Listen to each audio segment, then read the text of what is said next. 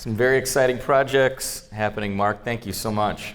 Okay, we are going to move into our next session, session 2, and we kind of think about this as the why. Why trails? Why a bike ped culture? Why does it matter? And so we've got some great speakers here to tell that story. But to introduce them, I want to introduce somebody else first, and that is Greg Brummit.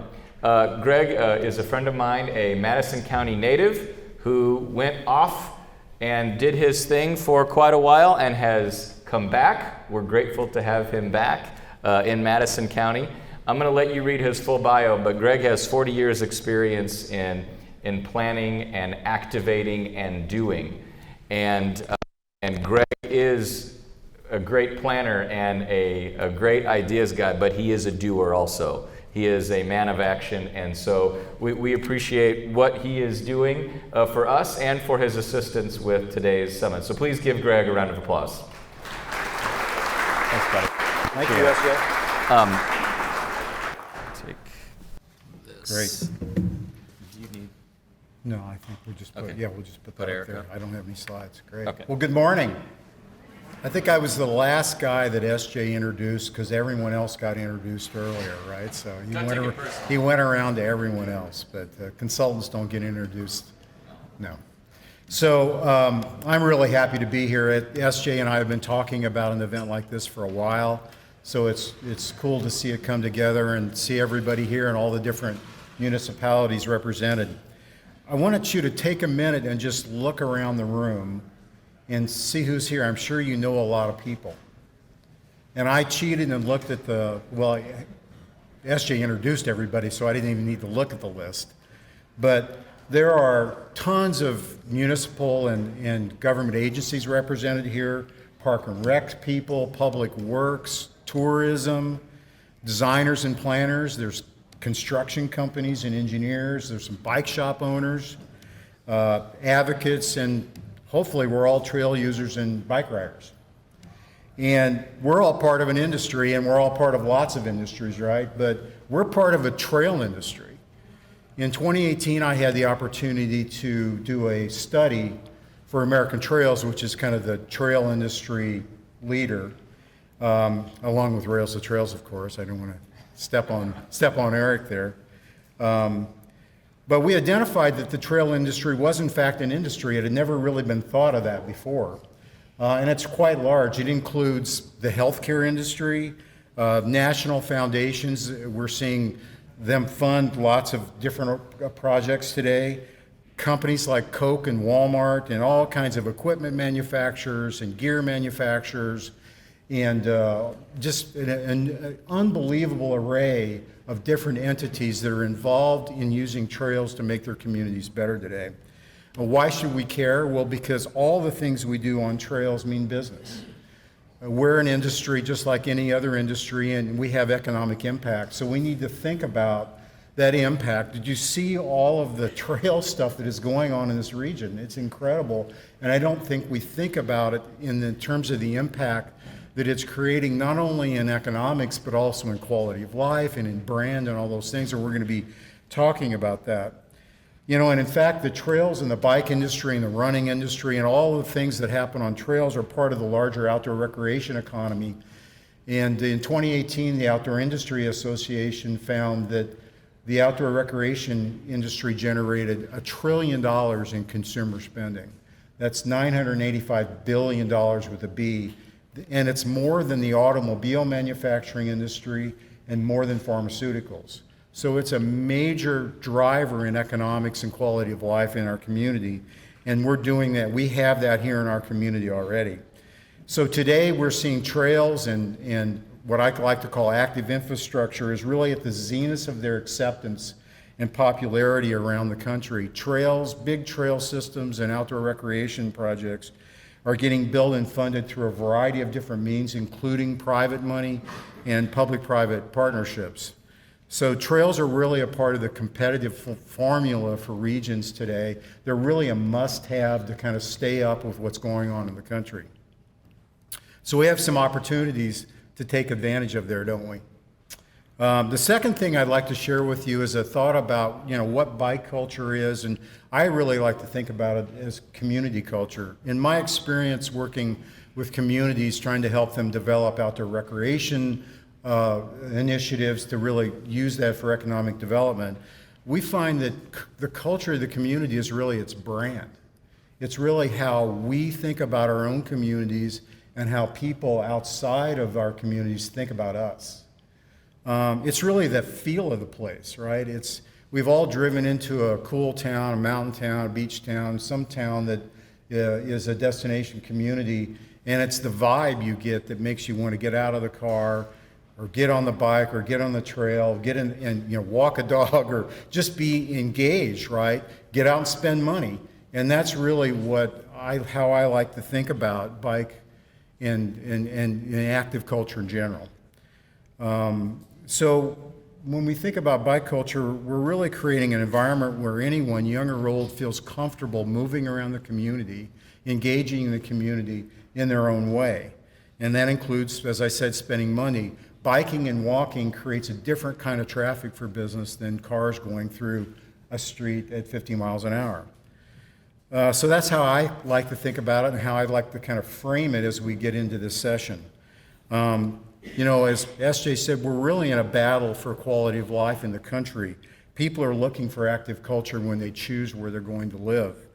And after the pandemic and really before, many people are choosing where they live first and then figuring out what they're going to do because they can really live and work anywhere, and they're living in tents in state parks, and they're working out of their homes, and they're working and living out vans down by the river. We saw it in spades in the pandemic. There were, vans all over the country with people out mountain biking and working at the same time. So that's the challenge for us, to be one of those places that gets chosen because people can choose anywhere today. So the existence of a diversity in trails and active living and outdoor recreation is really that indicator of those communities that are winning today, and that's how we need to think about it, and I think the challenge we have today. So with that, those thoughts in mind, let's get started. So I want to introduce a really good friend of mine here at the table, Eric Oberg, and I have worked together for about 15 years on national and active living projects around the country and locally in Ohio, where I spent a lot of time in Dayton. Eric is a native Alaskan and quite the outdoorsman. He's an incredible, knowledgeable resource on policy, funding, and on just negotiating the hoops one has to jump through when building one trail or a whole system. Eric has been particularly involved in Missouri's effort to convert a 150-mile corridor that Ameren has abandoned into their second cross-state trail. He's an active cyclist. He rode this morning, stayed at my place, got up and rode at 6 o'clock. And he's also a craft beer connoisseur, which for some reason goes together everywhere. So if you want craft beer in your community, build a bike culture, because it's crazy how connected it really is. And he brought some beer from Miami Valley, so thank you for that. So please welcome Eric Oberg.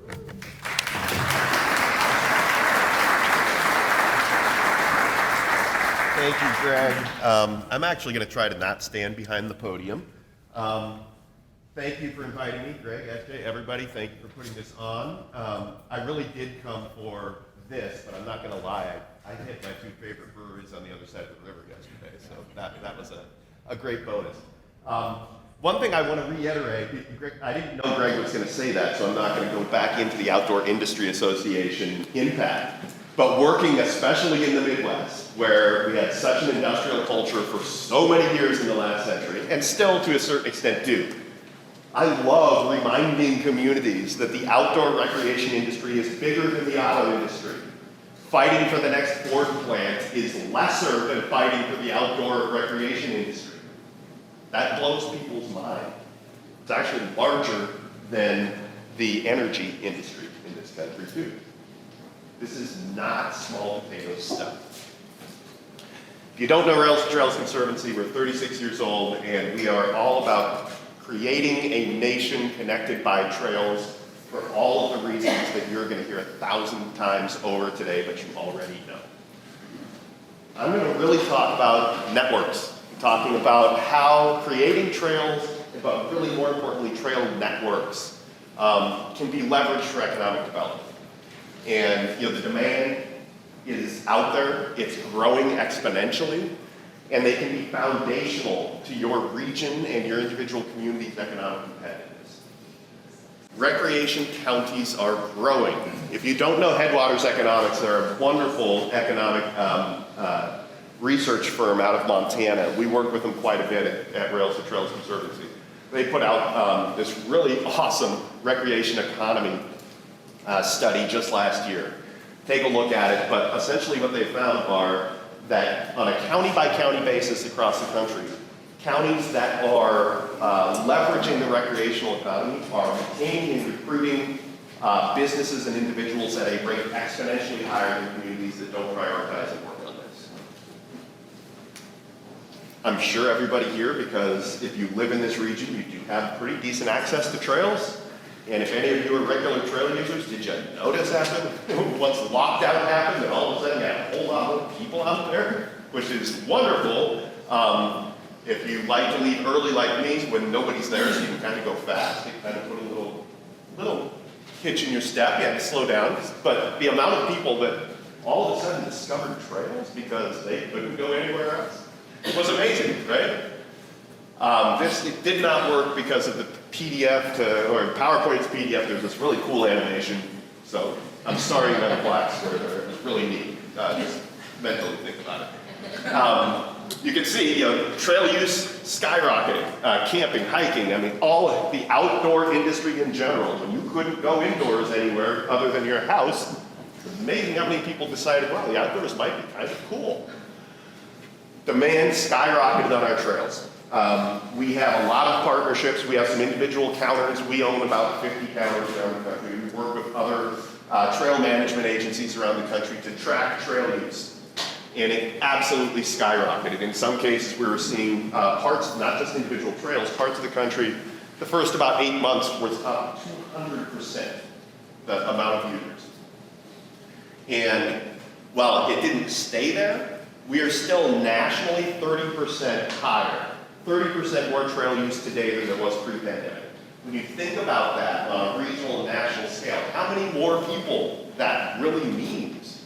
There are millions of people that are using trails actively now that never did before. You're not leveraging that and taking advantage of that. Don't know if you're familiar with the Menino Survey of Mayors. This is something that happens on an annual basis. I'm not going to read my slide to you, but you can see what these mayors are saying now, right? They know the impact of parks, trails, outdoor space, what it means to their communities. These are the decision makers. These are the leaders in your community, and they get it. We get into some specifics around certain trail networks and what some of the research is showing us.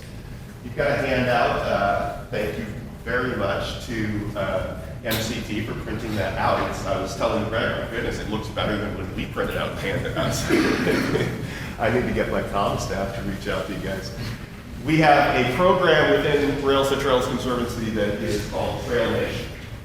And what this is, we're 36 years old, and I've been here almost 16 years.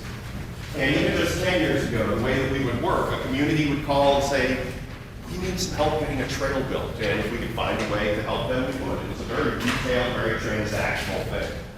But we're the largest trail organization in the country. And about 10 years ago, we were really asking ourselves, is this really the best model for Rails to Trails Conservancy to help? Because we can't help every community. There's so much happening.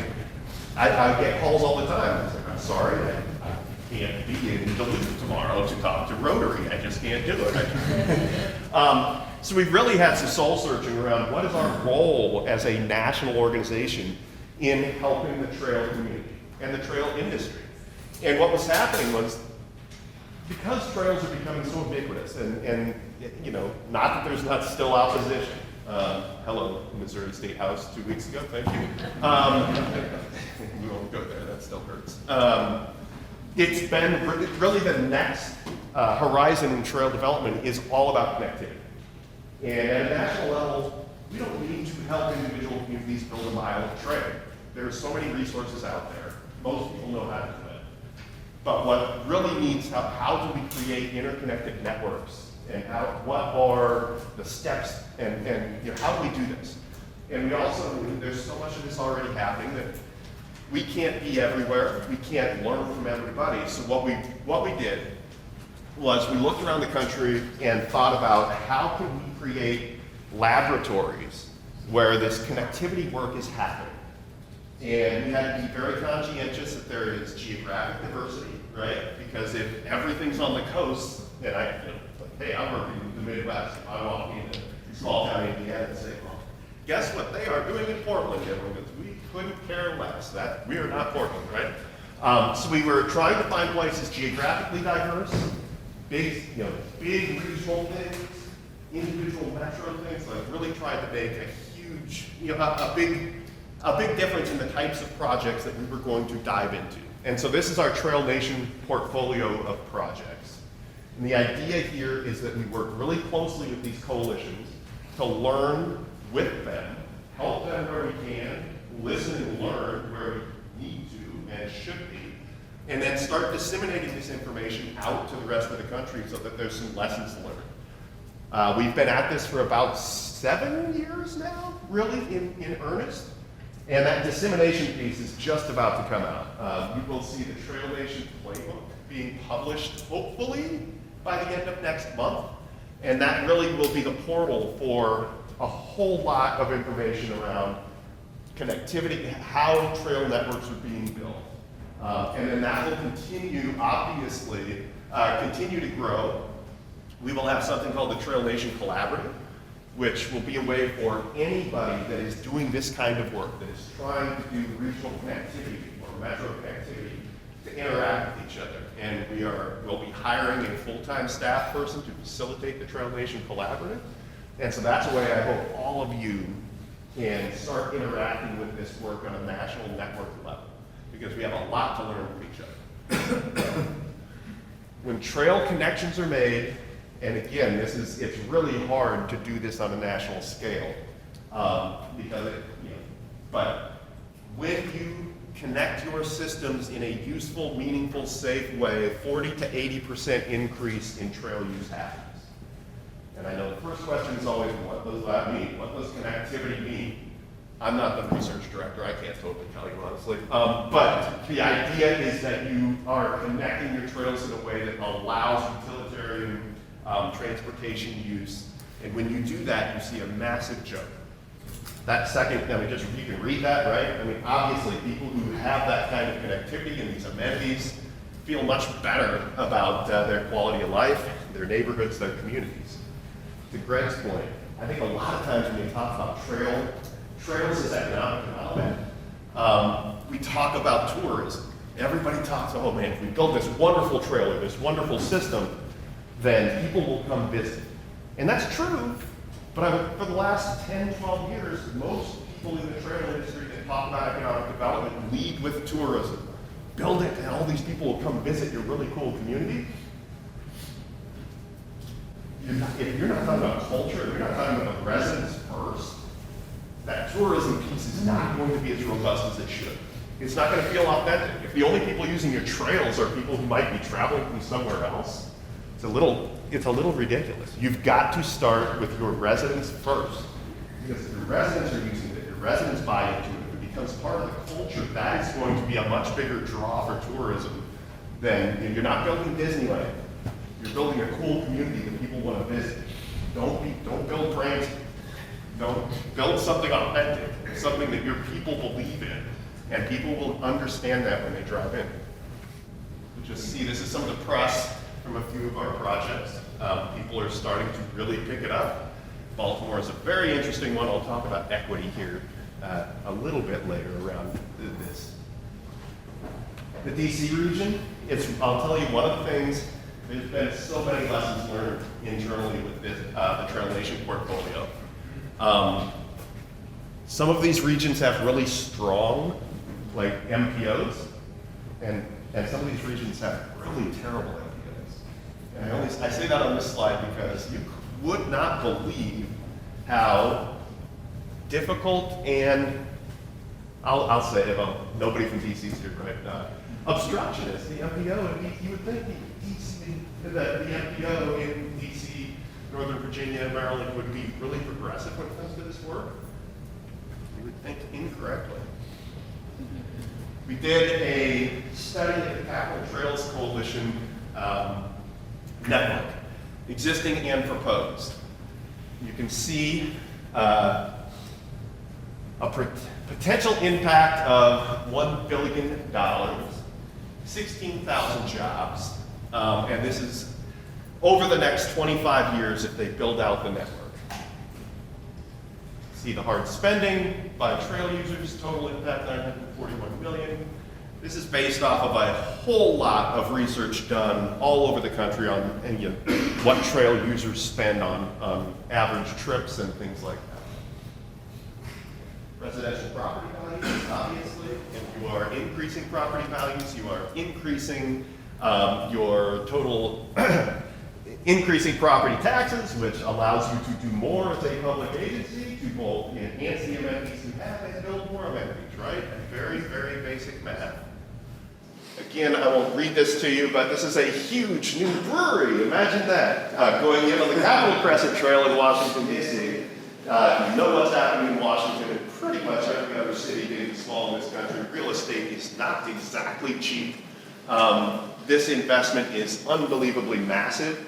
And the owner and investor is flat out saying that without the trail there, they probably wouldn't have thought of doing this. The trail is such a catalyst and such a driver of business. That is why they did it. Baltimore Greenway Trails Network.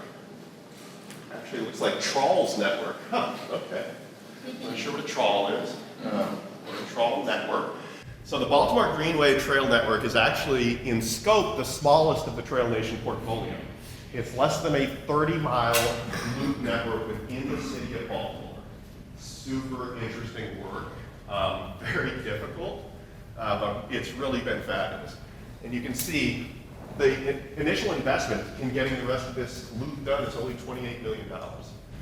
And I hate reading everything on slides to an audience. I hope you all can see that. The impact is so unbelievably outsized to the original investment.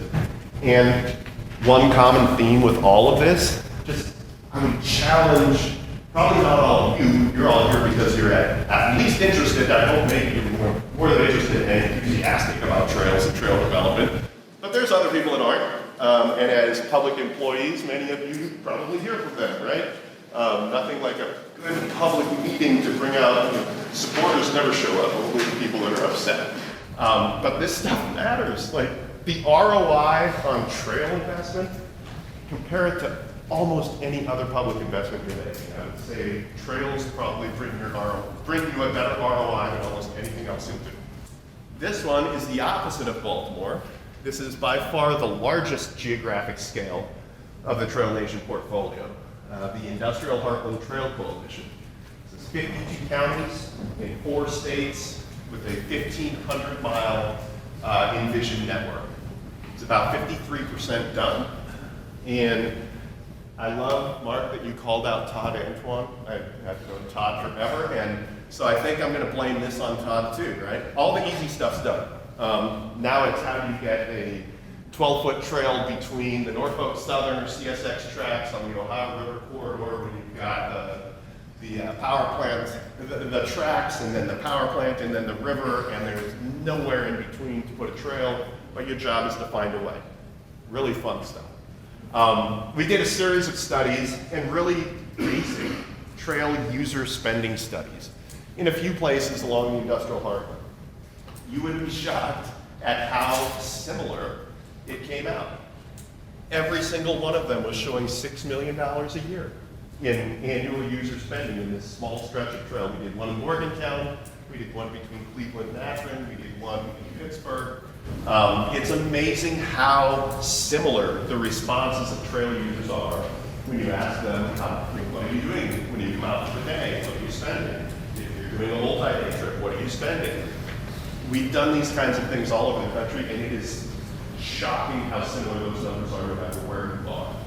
trail users are unbelievably homogenous in what they do and spend. It's really wild. Again, I won't read this to you. It's a Morgantown business owner. Interesting thing about Morgantown, if you've never been, the trail system along the river is fabulous. But what hasn't grown up around that trail system is retail. When we think of economic development and trails, I'm thinking brewery, but maybe it's an ice cream shop, maybe it's a bike shop, those sorts of retail establishments. What we found out in Morgantown when we studied all of the business owners within a half mile of the trail system is it's more white collar than it is retail. Lots of lawyers and doctor offices that told us flat out, we bought and developed our office space here so that our employees had a healthy, safe, fun amenity to use to get to work, to go out at lunchtime. So not really the first thing you think of in pure economic development or business development along the trail system. It was really wild. In Morgantown, it was more office and that sort of thing, which is great. Gentrification and trail development. I don't know if anybody's heard that this is a problem. The cost of housing everywhere is just off the charts, right? Everybody understands it. It's not getting easier. And as trail professionals and as a trail industry, we have collectively, as an organization, we raise our hand in not being proactive in helping find tools to alleviate displacement when you develop your trails. Nobody is saying we don't like that. I just showed you a series of slides about why trails are increasing property values and driving economic development and all of those things, and that's wonderful.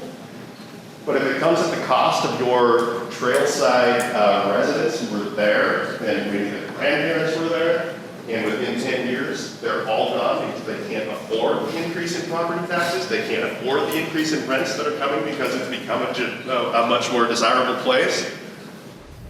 Are you really a community leader? Are we really doing the right thing?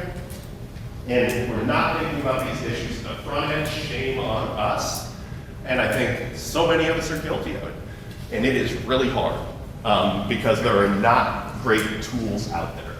But there are some projects that are developing really cool tools. The 11th Street Bridge project in Washington, D.C., I think is without a doubt at the forefront of trying to do this the right way. We're working in Milwaukee right now on the 30th Street corridor, and we are doing what's called an equitable development planning process. And anyone that has worked on a trail development plan, and you think, wow, this takes forever. I was introduced about 2 months ago by the pastor that we have hired to lead the equitable development planning process in Milwaukee. And he said, this process is going to move at the speed of trust. For people who, like me, I think are predisposed to just wanting to get things done, it's really impacted me. Still, today, I'm still processing. I'm not really sure what that means, but it's going to take a long time. And I'm lucky to work for an organization that said it will take as much time as it will take to do it right. Great, good, okay. This is hard work, but it's got to be at the forefront, right? If we are not building these things for the people that live here and live along these trails, then what are we doing? I'm going to tell you a few things about the Trail Town Initiative. This is a model of economic, I don't even want to say revitalization, it's about leveraging. And I think for a place like really both sides of the river, for this region where you already are pretty rich in infrastructure, you can always do better, right? And there's a whole bunch going on to continue the connectivity and the expansion of the system. But what are you doing to leverage the assets that you have? And the Trail Town model is one way that you can think of, it may be the kind of strategy that you want to think about. And it's really about how are your communities connecting with and using your trail assets to help drive economic development.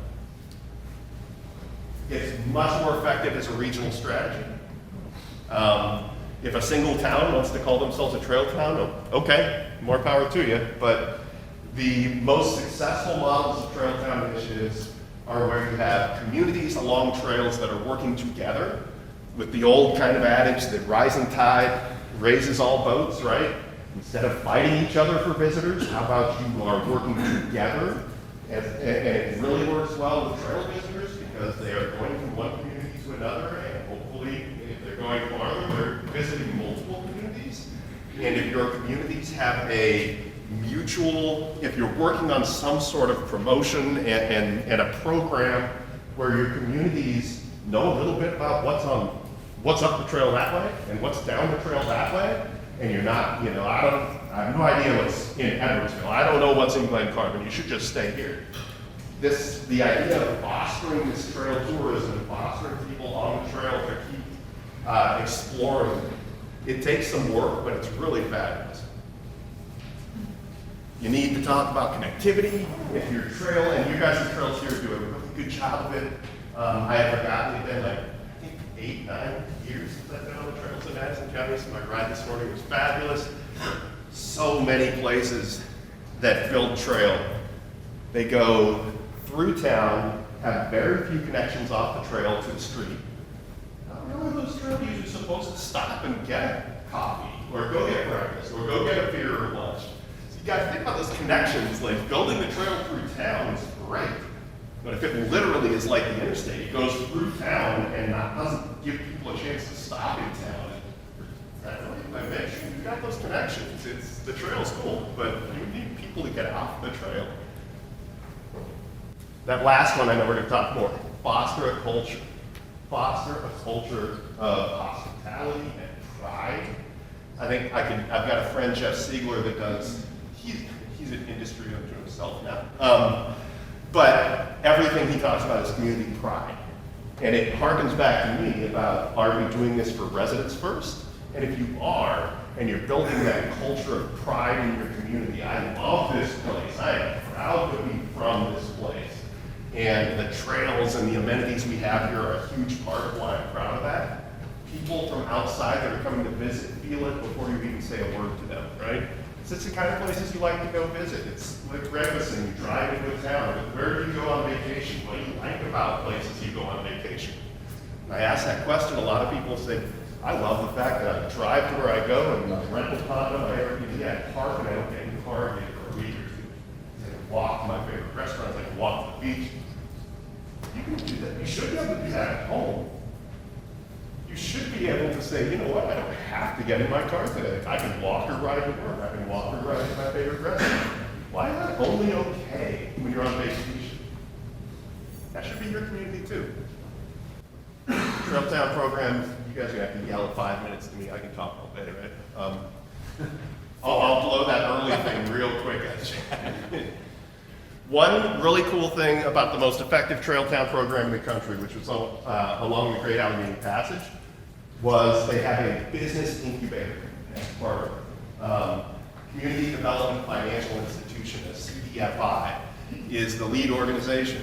They give small business loans, startup loans, expansion loans to businesses that are catering to the trail economy. Restaurants, Airbnb, or not Airbnb, B&Bs, bike shops, outfitters, and they give non-traditional loans to the kinds of businesses that traditional banks are a little leery on.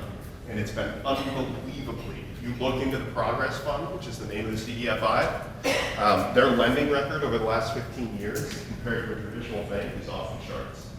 I believe the last time I heard David Cayley give a presentation of their 72 or 73 business loans that they had given, 2 had defaulted.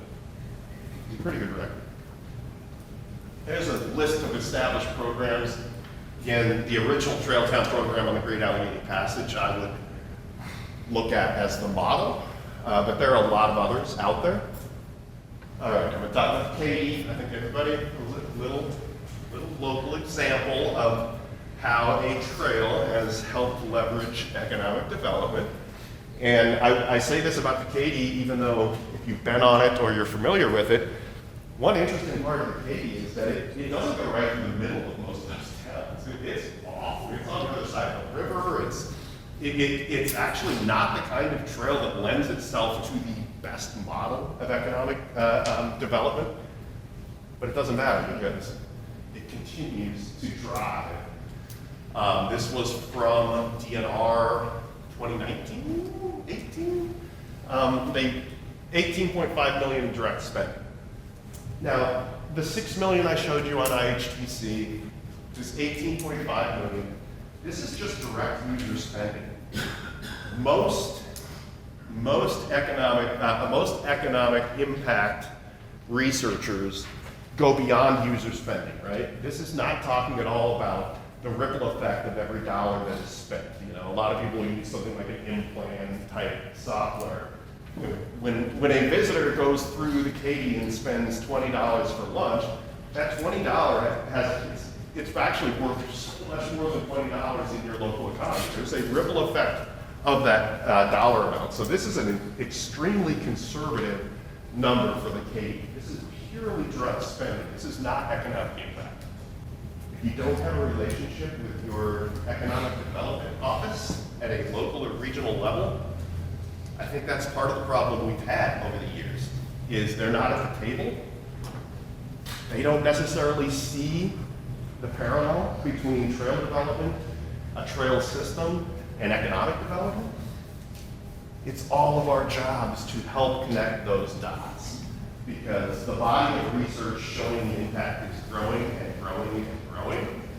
And if the choir, which is all of you, if the trail choir is not connecting the dots to the people who aren't traditionally in the choir, we're not doing our job. You can't expect them to just get it, because we as an industry didn't really get it for a long time.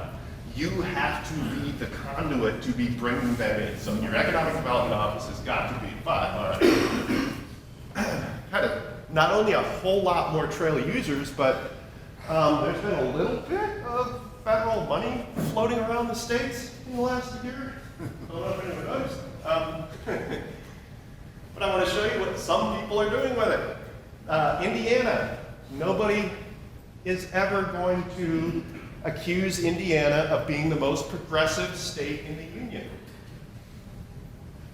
I will tell you on trails, I don't think they take they don't take a backseat to anybody right now. Governor Holcomb, Eric Holcomb, has been unbelievably progressive when it comes to funding trails. Pre-pandemic, he started the Next Level Trail program, and he funded it with $50 million to get more trails built in the state of Indiana. Then he put another $30 million into it. Again, pre-pandemic. Then the American Rescue Plan money came to the state. He put $60 million more into the Next Level Trail Fund. Indiana is eating everybody's lunch right now when it comes to rocketing their trail development. It's really amazing. A couple other things I just want to throw out there. There's multiple programs that are coming out of some non-traditional funding sources at the federal level.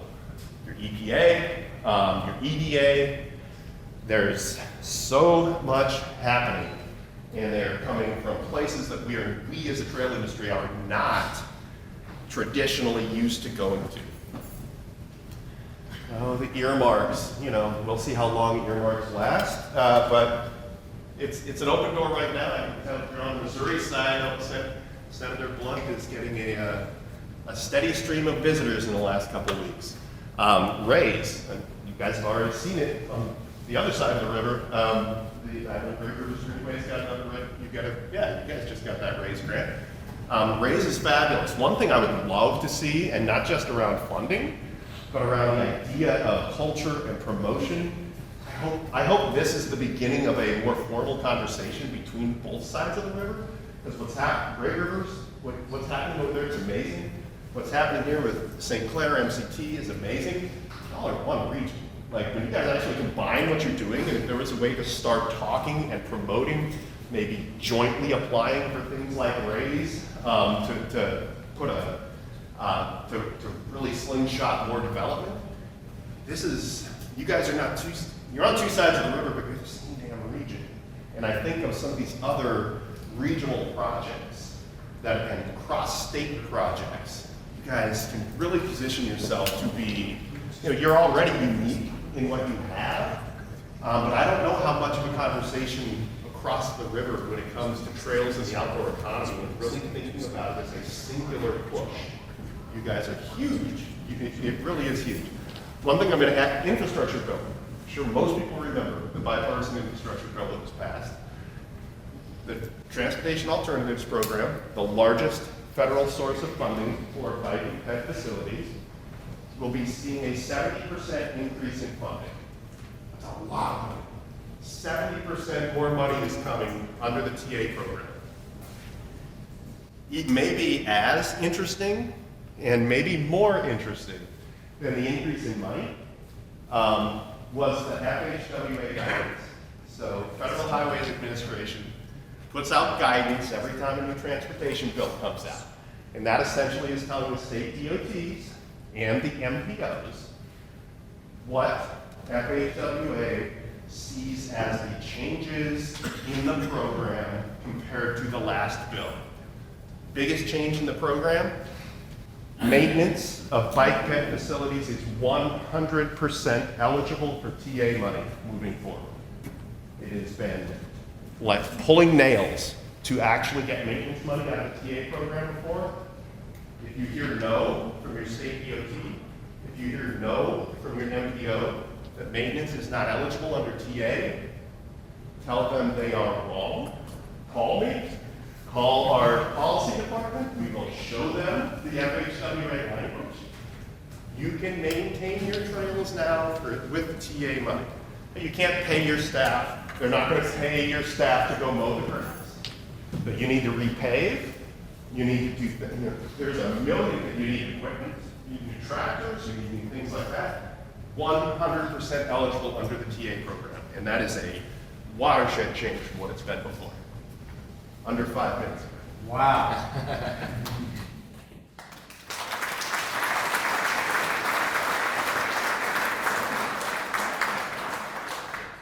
All right, thank you, Eric. I've known Eric for a long time, and he can talk. I mean, this guy is a talker. And Day is young. I know. So hit this guy up. He really is an incredible resource, and you know, some of that funding stuff that he touched on, you know, there's some real opportunities out there that a lot of regions leave on the table, you know. I think RAISE particularly, I think that's a direct US DOT app, right? So you don't have to go through MPO or your state DOTs, which a lot of times keeps the Illinois and Missouri sides from working together because they have to go up their own streams. This one you could do an app and go straight to the feds. So that's an interesting approach to funding. And so is some of the rural economic stuff from EPA. I've had some involvement with them, and it's a cool program. All right, we're going to move on. Next, another friend of mine, Paxton Roberts, from Northwest Arkansas, and full disclosure, he's also a former client of mine, is the managing director of Trailblazers in Northwest Arkansas, a nonprofit formed through the recent merger of Bike Northwest Arkansas and Northwest Arkansas Trailblazers. They're both nonprofits. It's a unique entity comprising both trail building, trail planning and design, and bicycle advocacy and education and operations. And they're doing both paved and natural surface trails. If you're not familiar with what's going on in Northwest Arkansas, they are basically claiming, I think rightly so, to be the mountain bike capital of the world. And they've built, what, 800 miles of mountain bike trails in the last 10 years in Northwest Arkansas? So it's an incredible place, and it's only 5 hours, so it's a great place to go down and check out. But the impact on community connectivity that has happened there, and you know, in the design of the community, not to mention that what's happened in the hospitality sector, cuisine and arts, along with their ability to attract and retain business, there's quite amazing. So welcome, Paxton Roberts.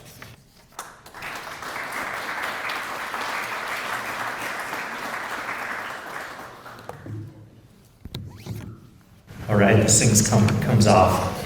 I'm not quite as good a speaker in projecting out into the audience, so I'm gonna have to use the mic. Well, thank you, Greg. You hired Greg, and then he calls that in later on. I'm doing a favor. But I really love talking about this stuff, especially as we've been in a pandemic for the last several years, and It's been a while since I've gotten to talk to a room of people about something I'm super passionate about, and am very fortunate enough to work in this industry. So I've been in the industry for about 10 years. I've been involved, our region is similar to yours in that, if you wanted to look at it in terms of size, from Edwardsville down to Belleville, you can imagine that area. That's about the size of Northwest Arkansas. So we have 4 major cities that people may know of. Fayetteville, where the University of Arkansas is located. Springdale, where Tyson is located, one of the largest protein suppliers in the world. Rogers and Lowell has a trucking company called J.B. Hunt that moves a lot of our goods around the country. And then this little company called Walmart that's based in Bentonville. So, and we were very fortunate because, we haven't had the infrastructure be developed in a usual way as most places in the country. So that has its benefits and its challenges. The majority of our investment has been from the Walton family themselves through their philanthropic foundation. And when I was hearing some of the numbers reported earlier, we are at a similar level of investment, $150, $200 million over the last 10 years.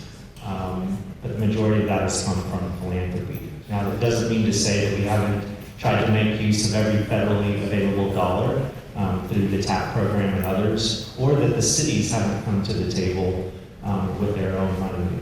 Recently, the last 4 major cities' bond projects all included bike pedestrian funds in those programs. So, but we don't have a sales tax that's driving, as I was hearing earlier. I was actually making some notes because we don't have that investment being made in that level. So it just creates some uniqueness.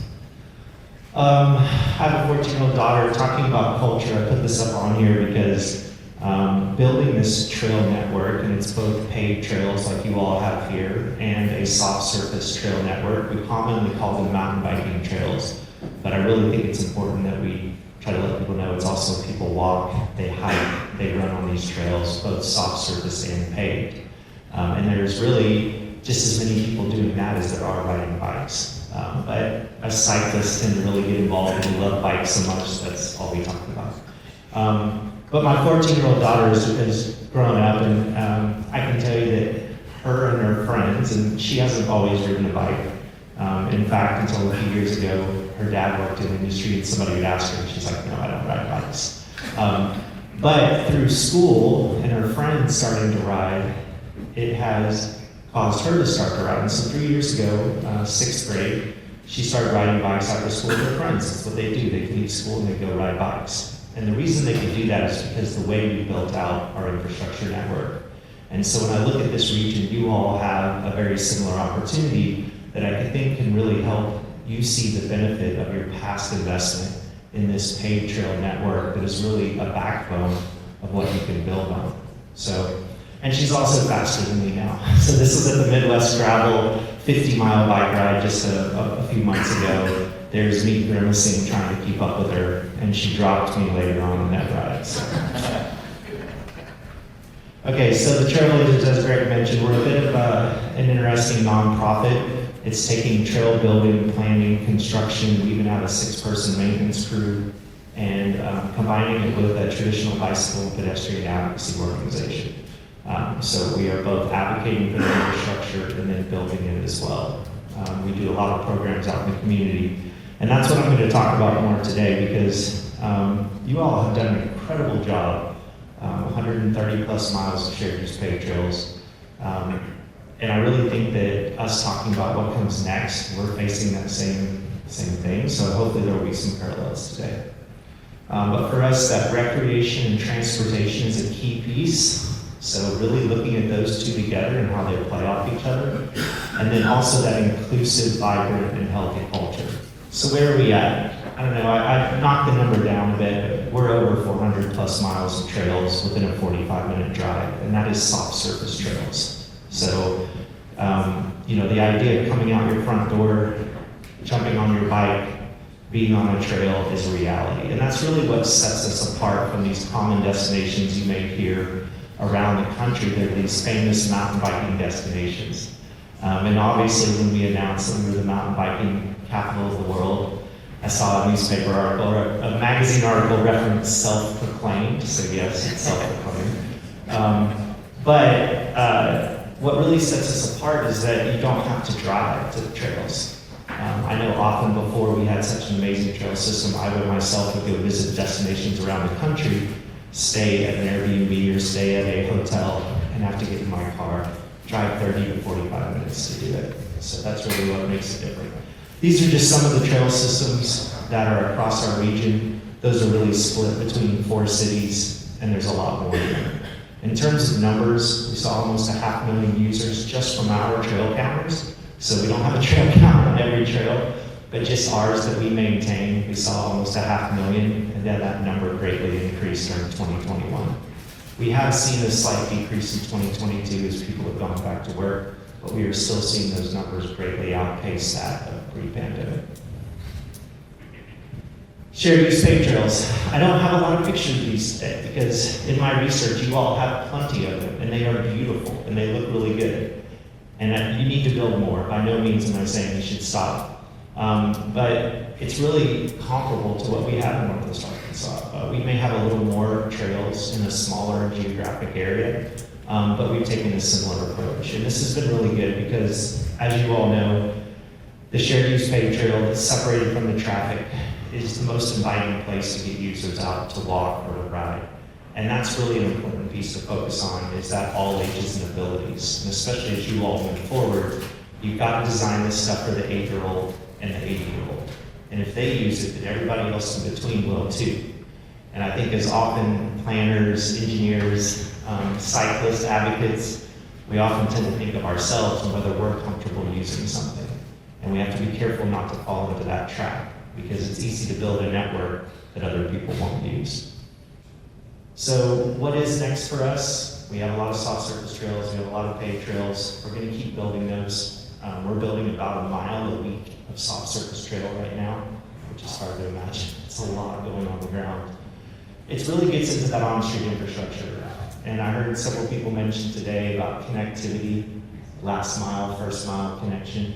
That is really what is going to get us that next return on investment, especially on that initial investment.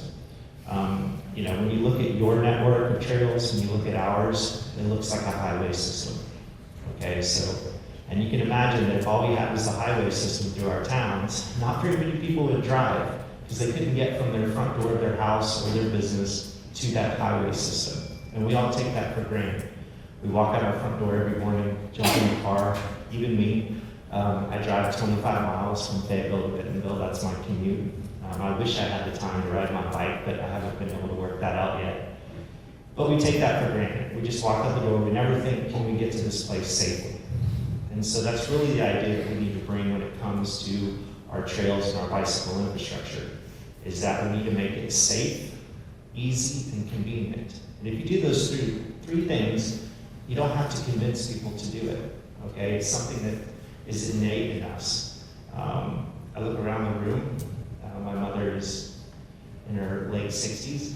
And if I was to talk to her, and I've talked to other people that are in that age range, if you think back to your childhoods, what did your neighborhoods look like?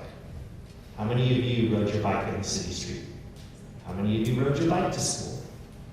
This really isn't anything that new. It's just really trying to get back to something that we once had that's kind of been screwed up over the years. And it is easy. I'm saying it is easy and it is convenient now to get in your car. But that doesn't mean that we can't get back to that place that I think if you look at America, and especially when the great expansion across, and you look at the Midwest, a lot of those towns had lots of people walking and biking. And so really, we're having to retrofit a lot of the things that we did when we expanded and built suburbia. So in terms of what kind of on-street, painted green lanes, that's to help improve the safety and visibility. It doesn't necessarily make you safer, but it announces that bikes are going to be there. protected bike lanes. You may have started to hear about that type of infrastructure. That's really key for extending off of your shared use bike trail network. It's also cheaper. It makes fiscal sense to not just build a trail everywhere you can. So for those of you that are really getting down to the dollars, road diets, reconfiguring the space can really have a significant return on your investment and make you make more progress in a less amount of time. I drove around the area a little bit. There's plenty of wide streets. There's plenty of shoulders. So you all have a lot of opportunity to do some of the things that we are now in Northwest Arkansas. And we're continuing to do so. So what has all the investment got us? In case you didn't believe Eric's numbers, we didn't use the same firm. Back in 2017, BBC, a well-known economic impact study firm out of Colorado, we worked with people for bikes and hired them to do a study. It was the economic and health benefits of bicycling. And this was just in 2017. I'm hoping we're going to redo this study this coming year because I know these numbers have jumped up quite a bit. And this is about 15 years into the investment in the infrastructure in Northwest Arkansas. So almost half the residents in Bentonville rode a bike that year. If you look across the region of the other cities, you'll see around a third, which was pretty incredible. We were really surprised at that many people. We're talking about 250,000 people in the metro area and about 250,000 additional people outside of the metro, but still in the two-county area. Annual bike usage increased by 24% in just a few years.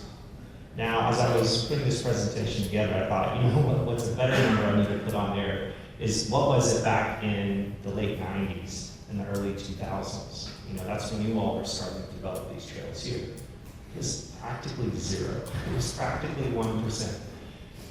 If you had visited Bentonville back in the late 90s, early 2000s, you could drive through town, you wouldn't see a single person walking, you wouldn't see a single person riding a bike. I know because I grew up 20 minutes from there. It didn't happen. So if you had asked me or any other person that Bentonville today would look like it does, I wouldn't have believed them. You cannot drive, you cannot go through there any time of day or night and not see dozens of people walking and cycling through town. It has really been transformational. So, in case you didn't believe those economic numbers, here's something from your neighbor. This is just in 1 year, $137 million. So I referenced that $150 to $200 million investment just in 1 year. Like 1 year, we're almost to a break even. And I know I'm oversimplifying the math, but still, it's been 5 years since we've done that study. We know these dollar numbers have just gone up. If you just, the healthcare related costs, 86 million in unrealized gains, or realized and unrealized. A lot of people say, well, that's not direct dollars into the economy. Okay, fine. Look at just the $50 million number. That's bike shops, businesses, breweries, coffee shops, direct spend by those that are using the trails. So it definitely is. And I've got the full report too. It goes into way detail. So I'm happy to share that with anybody if you're trying to make the case for the investment. And so this is something that the Northwest Arkansas Council does. They're a big economic driver. They kind of are the ones that look at bringing the national airport there and lots of other amenities to the region. They're funded by the Tysons, the Waltons, and the J.B. Hunt. So this was a survey that was done just last month. And it kind of shows that how far we've come and that almost 75% of the people agree that we should be accommodating cycling and pedestrians in road projects. I mean, that's a big milestone. So for any of you that are thinking that this stuff may be not politically viable, that the public may not support it, yes, in the beginning, and yes, there are always those people that are screaming about the dangers of this stuff, the safety, but it's really just not true. If you build this, you're not going to get kicked out of office. So we just haven't seen it. So, you all have already been building infrastructure for quite some time, but it's something we often wrestle with is, do you build it, or do you encourage people to ride and walk? Are you encouraging people to ride and walk on places that aren't safe? But then you need people riding and walking in order to make it politically viable to spend additional money. or to pass new taxes, or to raise the amount that goes in. So it's really something that we've tried to tackle this and do it all at the same time. And today I'll kind of bounce back and forth between infrastructure and programming, because clearly I think all of you are definitely in on the building side, okay, and the investing side. But whether it's you or somebody else in your community, I think it's very important that you also look at the programming side. Because just because you build it, yes, some people will use it, but in order to get more people to use it, in order to reach that critical mass, you need to think just beyond putting that trail on the ground. So this is just one of the projects we're working on in Bentonville. One of our challenges is we have these trails that may go through the heart of town, but they don't connect to where people live. They don't connect to the schools. They may not connect to all the businesses. So this is very much essentially suburban sprawl. It's developer neighborhood after developer neighborhood. So we're working on this loop greenway that it serves as both a recreation and a transportation option. It'll connect Walmart's distribution centers to residential neighborhoods. There's some schools, and then it can also get you to downtown. So this is building out that network. This is where you really see the true return on investment. You also see a broader variety of people in the public buy in to what you're doing, because you're getting it closer to their neighborhood. If you don't have anything that comes close to their neighborhood, why would they support spending more money on it, right? Oh, it's just for tourists coming to town. Oh, it's just for those college kids. We hear that a lot.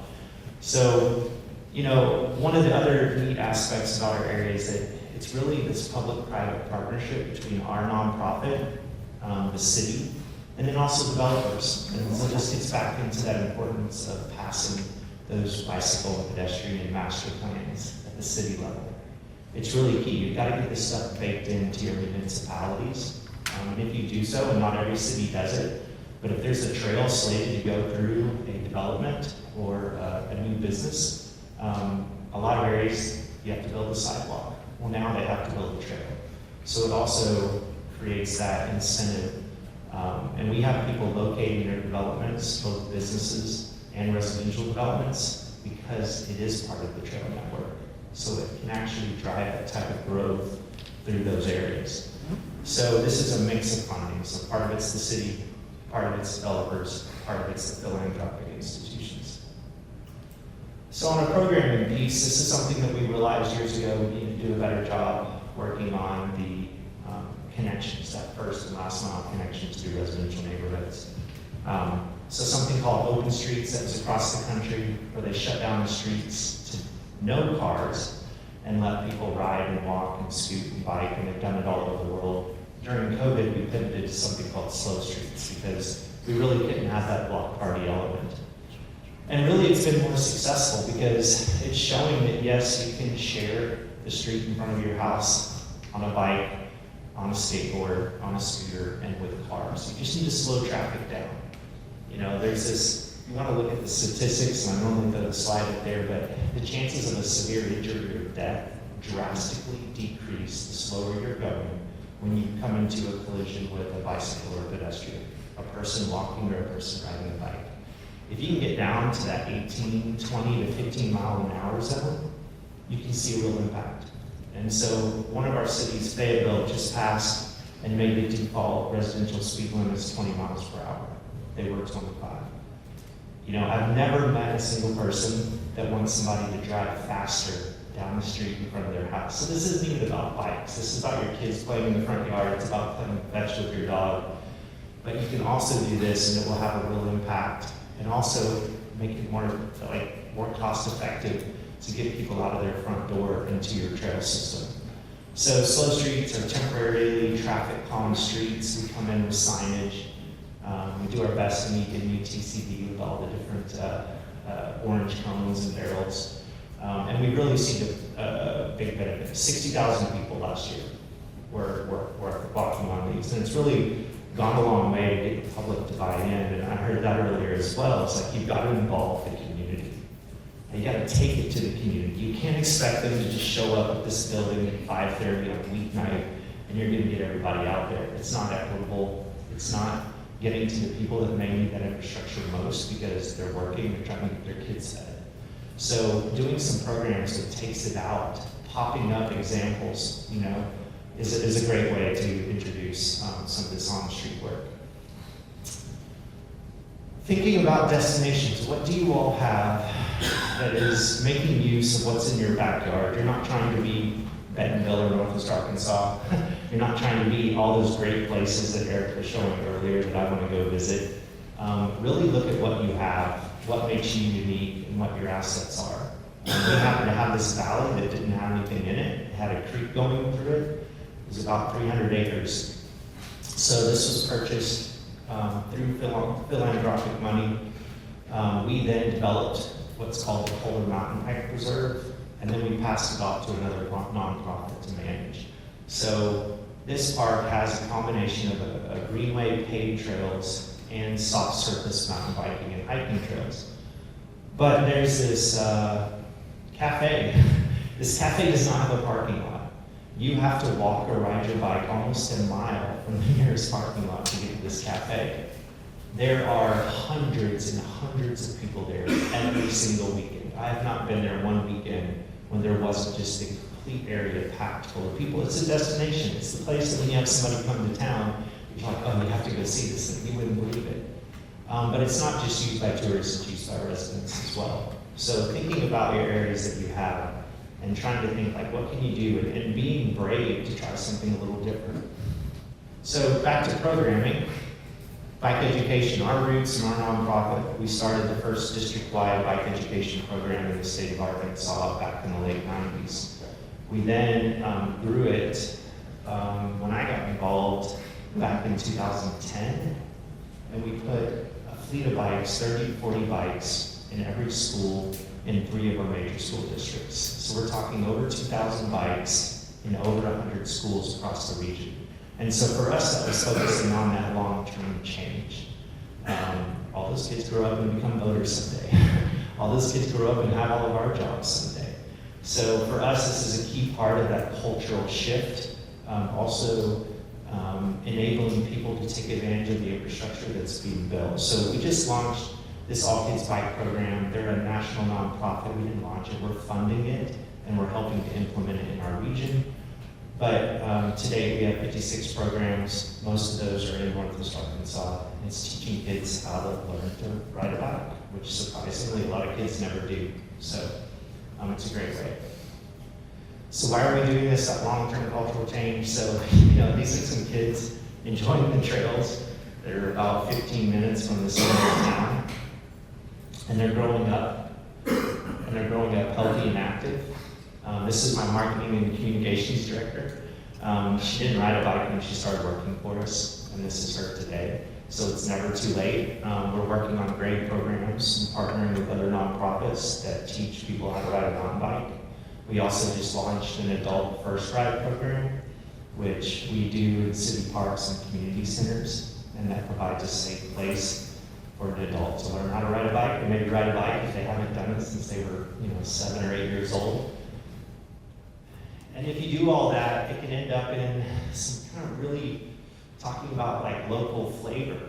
There's something called the Double Barrel, and a local bike shop got together with Benton County Quail Unlimited to host a gravel ride. And so every year they have this gravel ride, they have a crawfish boil, and they have the double barrel piece comes from shooting clay pigeons. And so everybody shows up and rides their bike. It's a poker ride, you get cards, and then you come back and everybody's shooting guns. And then there's some band and some music, and it's definitely, I guess, like an Arkansas thing. But it's one of the most, there's hundreds and hundreds and hundreds of people that don't even like guns show up. So if you're not a fan of guns, it's okay. But really, that's that piece of culture, is that you've got to build it, you've got to get it going, you've got to get people on bikes and out there being active when they're young, and then they get they have fun. It's really that fun element in the recreational piece.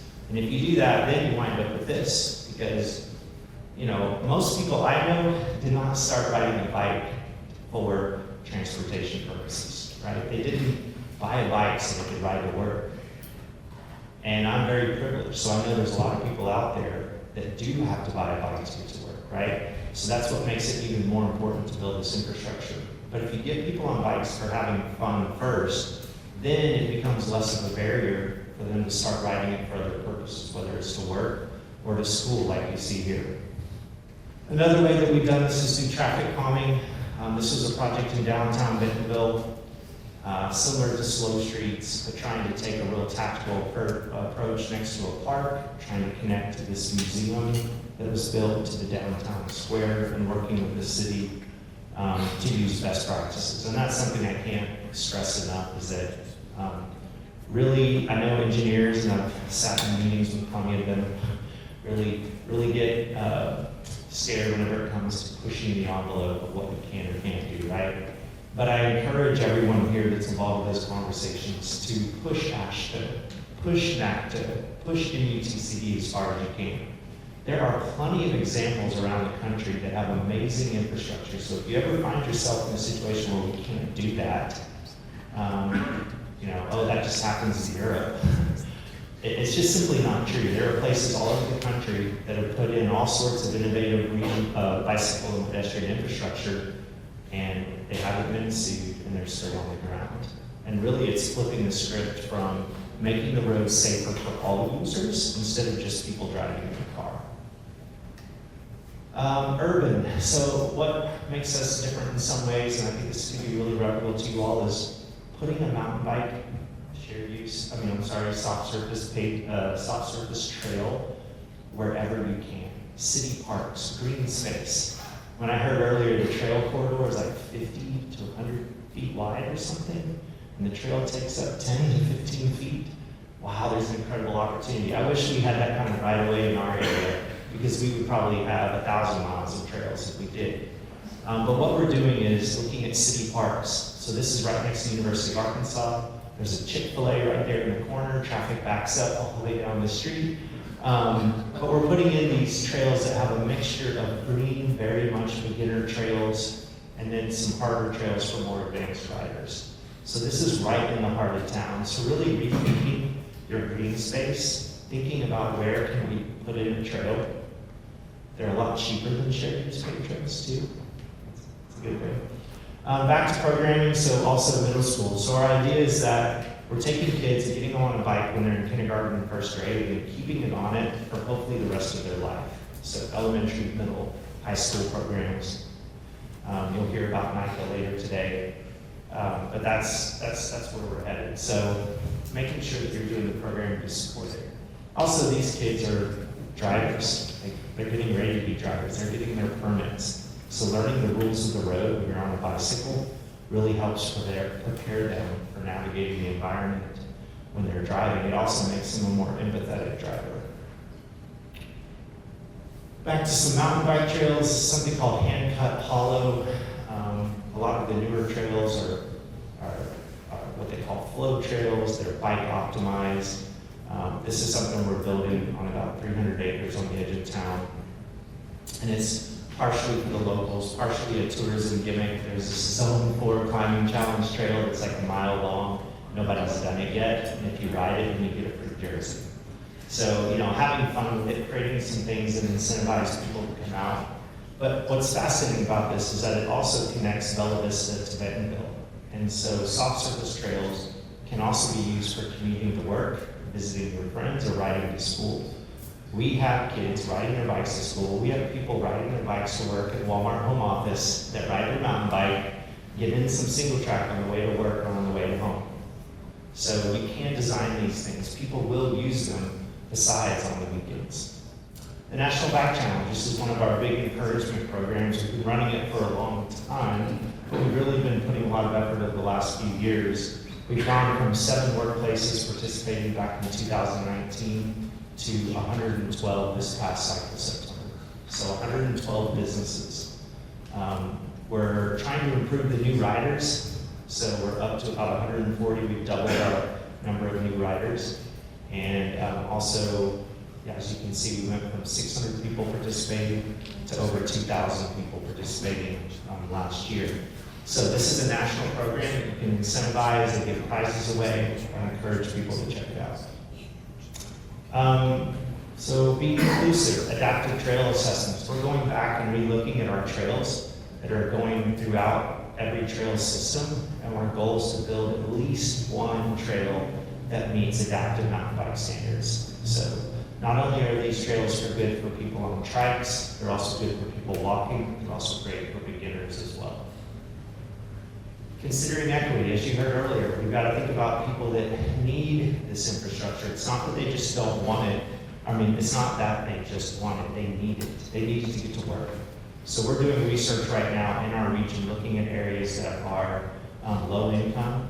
We're also looking at high minority, and then also percent of households that don't have a car. So the darkest blue, right in kind of the center of the screen, 75% of those people don't have a car. So really looking, as you are looking out there planning where your trails are going next, where your on-street infrastructure is going, please make sure that you're getting it to those people that need it the most, because they also oftentimes have the least voice in the system. They are not able to show up at your planning meetings. Crystal Bridges, it's an incredible museum. If you haven't been, please come visit. Nobody believes the art that's there. People come from New York and the coast all the time, and they see for themselves. They're doubling the size of it this year, so it's getting twice as large. We're working on some trails to integrate through the ground, so it's people are coming for art, but they're also coming and experiencing an amazing trail system. And that's something to think about as well. If you take a trip and you're thinking about tourists, you ride a bike for a couple hours a day, maybe 5 if you're just a really ambitious rider. What do you do the rest of the time? You eat, you drink, and you go visit stuff that's in that town, in that area. So really thinking about those amenities that people want to come, and that way, for us, we have something for the whole family, and we've noticed that that's really helped drive families to visit us instead of just a bunch of guys on the trip. Okay, challenges, I think you all know a lot of these, but develop and adopt master plan, create an implementation plan. I've seen too many plans in our region sit on a shelf. So please, if you do the plan, create a timeline and goals for implementing, and then fund them. Develop relationships. Every property owner is unique when it comes to right-of-way, so really get out in the community. We have a lot of our right-of-way donated, so we actually go out and talk to the landowners about what we're trying to accomplish. Education is key. I feel like you all know your local context pretty good from what I've seen today. But then bring the community to the table to help them come up with the solutions. We've had a lot of top-down infrastructure work. It's driven through philanthropy. It's driven through our organization and the cities. And we have to do a better job of getting out there into the community, especially when you talk about gentrification and displacement. We really need to work with the neighborhoods about what type of infrastructure is coming through it, instead of just doing it to them and expecting them to like it. So I think one of the interesting things, I was looking at the area, and 3 of these pictures are from Northwest Arkansas. 3 of them are from cities in this area. And I think it's hard to even tell which is which. So I feel like we have a lot of things in common, and I'm hoping that some of the things I've shared with you today have sparked a chord with you, and that maybe you all can help keep this momentum going. I think a lot of people in our area would love to come up here and visit, and if you haven't had a chance to come to Northwest Arkansas, I encourage you. So, thank you.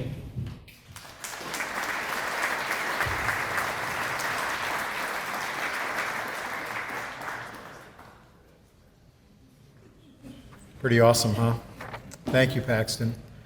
We're already scheming to figure out how to get a bus trip down to Bentonville, so sign up. So I'm gonna take my mountain bike. All right, so continuing the session, I want to introduce Jennifer Donofrio. Is that how I pronounce that? Donofrio. I screwed that up. I'm Irish. I just had the pleasure of meeting Jennifer and her husband last night at the dinner we had for the summit participants. Jennifer is the bike and pedestrian coordinator for the city of Davis, California. Davis is one of only 5 communities in the United States with a platinum bike-friendly designation from the League of American Bicyclists. It's a big deal. I've been involved in getting a bronze for a community I lived in platinum. It's a lot harder. Jennifer has quite a planning resume. She She has a joint city planning and transportation engineering master's degree from Cal Poly. She has worked in planning in Albuquerque, Tucson, Calgary, Alberta, Canada, and now in Davis. Jennifer will walk us through how Davis became a bike-friendly capital and how they use all the elements of bike friendliness to build a strong bike culture program that is important when paired with infrastructure to get the outcomes that are possible when we're working on bike programs. Thank you. Here's Jennifer.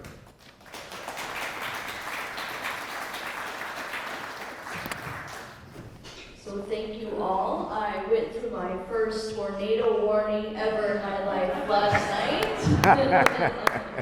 And at home we have a fire warning because it's windy and hot. And Californians were wanting to move to wetter areas like this. And what more enticing than having a livable community like we're talking about today? All right, so I want to introduce you to Davis in 1976. Davis looks the exact same as it did in 1976. Those are UC Davis students going to school. That bus still exists that we use the old London double-decker buses to get around Davis. And those apartments exist. The only difference is the cars are a little different. You can see that they're older 1970s cars. All right, so why the heck is someone from California coming to your conference in Edwardsville, Illinois? Well, it's because I'm here to be a resource for you all and to tell you about how Davis became a bicycle community. We are also self-proclaimed, like the mountain bike community. I'm also going to talk to you about what it means to be bike friendly, the benefits of bike culture, and how to build a bike culture. So where the heck is Davis? How many of you have ever heard of Davis? Oh, good, okay. So Davis is a suburb town. It is not surrounded by any other towns. It is like a little island surrounded by farmland. It's about 15 miles from Sacramento and what we call North Davis or Woodland, California. And in North Davis, which is Woodland up here, that is where a lot of people in our community or in the area live, and we'll get into that too. All right. Oh, and then one big thing about Davis. First of all, we are 9.9 square miles. We are very, very flat. Our only hills are our overpasses, and we have a few of them. And we have a big university called UC Davis. So let's talk a little bit about the demographics of Davis. So population, 69,000. We have 11,000 students that live on campus. And our total UC Davis population, which includes our staff and our faculty, is about 53,000. So in our city, we have 63 miles of off-street path, which you all are calling trails. I'll have to admit something to you, it's a little embarrassing, but when I think of the word trails, that evokes recreation in me, but when I think of the word path or shared use path, that's more of a means of transportation. So it's all about like how we say things in semantics, and so I'm going to be using path throughout my presentation, but it's what you all call trails. We have 118 miles of bike lane just in our city.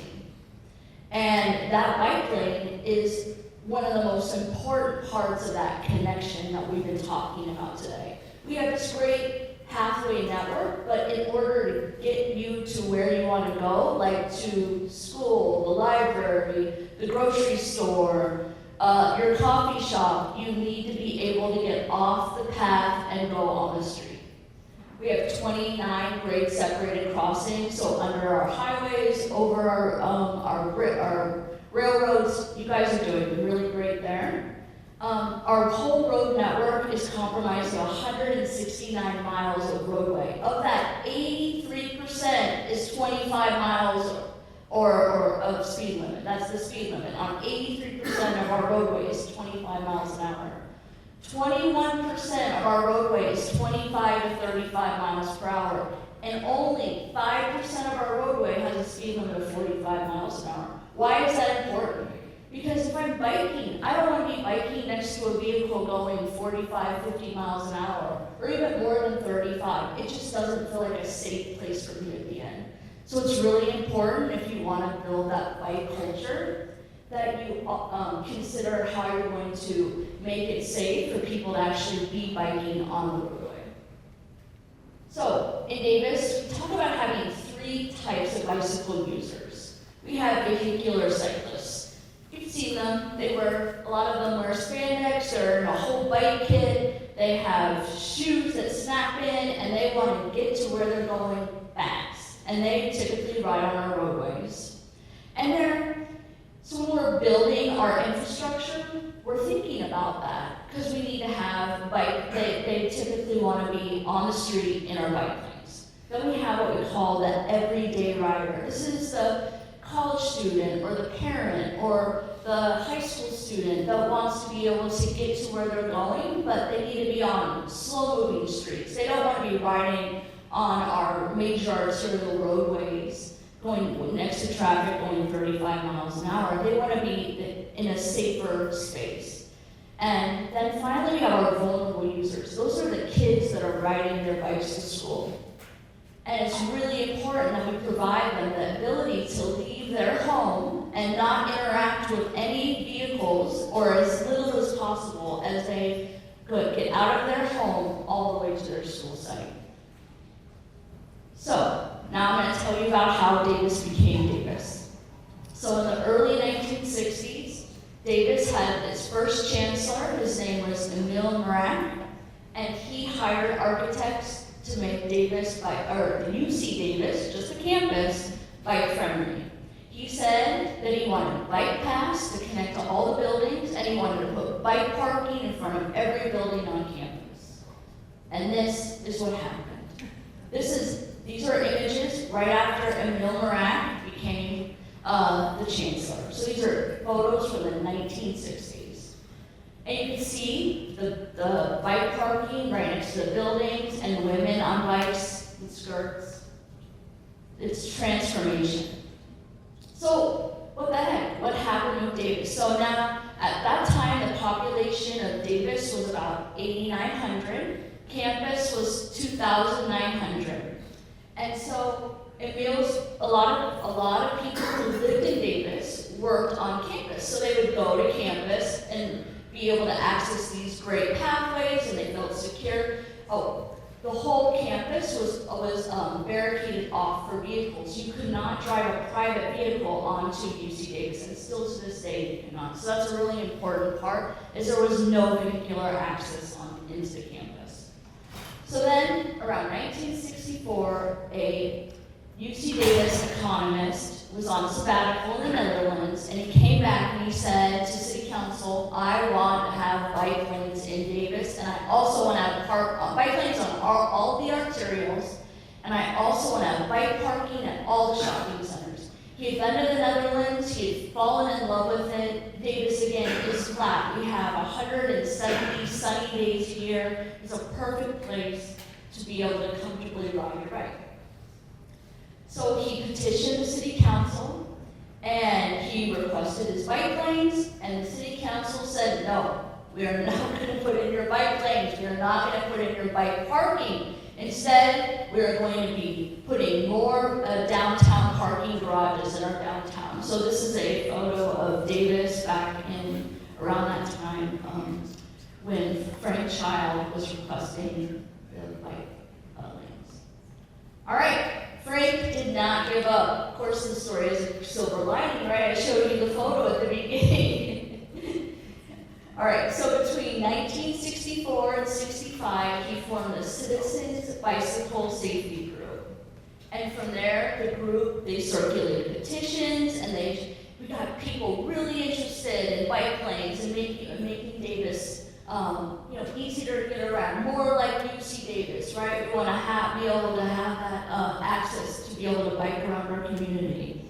So what they did is they had 2 new council members, pro-bike council members they put on the new city council. And what was their first initiative?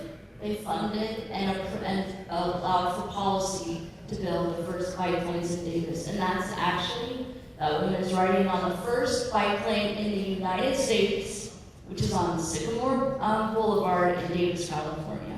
So Davis has the very first bike lane in the US. All right, and what did that do?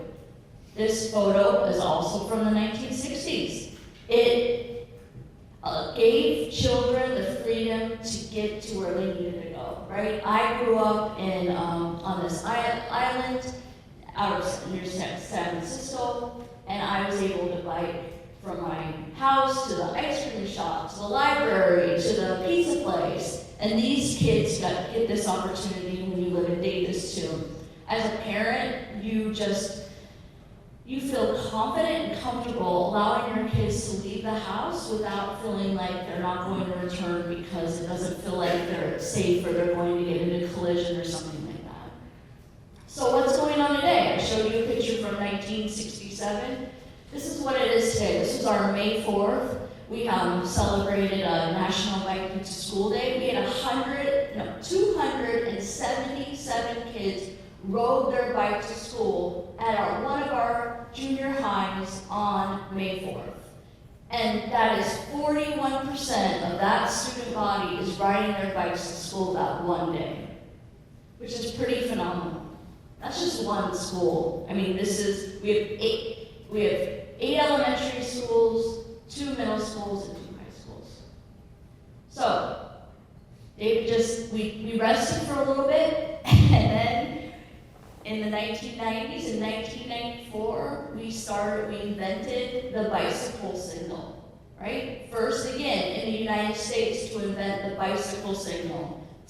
So, I guess a point in sharing these inventions with you is that if it doesn't exist, try to develop it. And maybe there's pitfalls, maybe there's not, but it's worth at least investing in and see how it goes. So now we have 11 bicycle signals in our city, and guess what? They're used nationally as well, and also in Canada.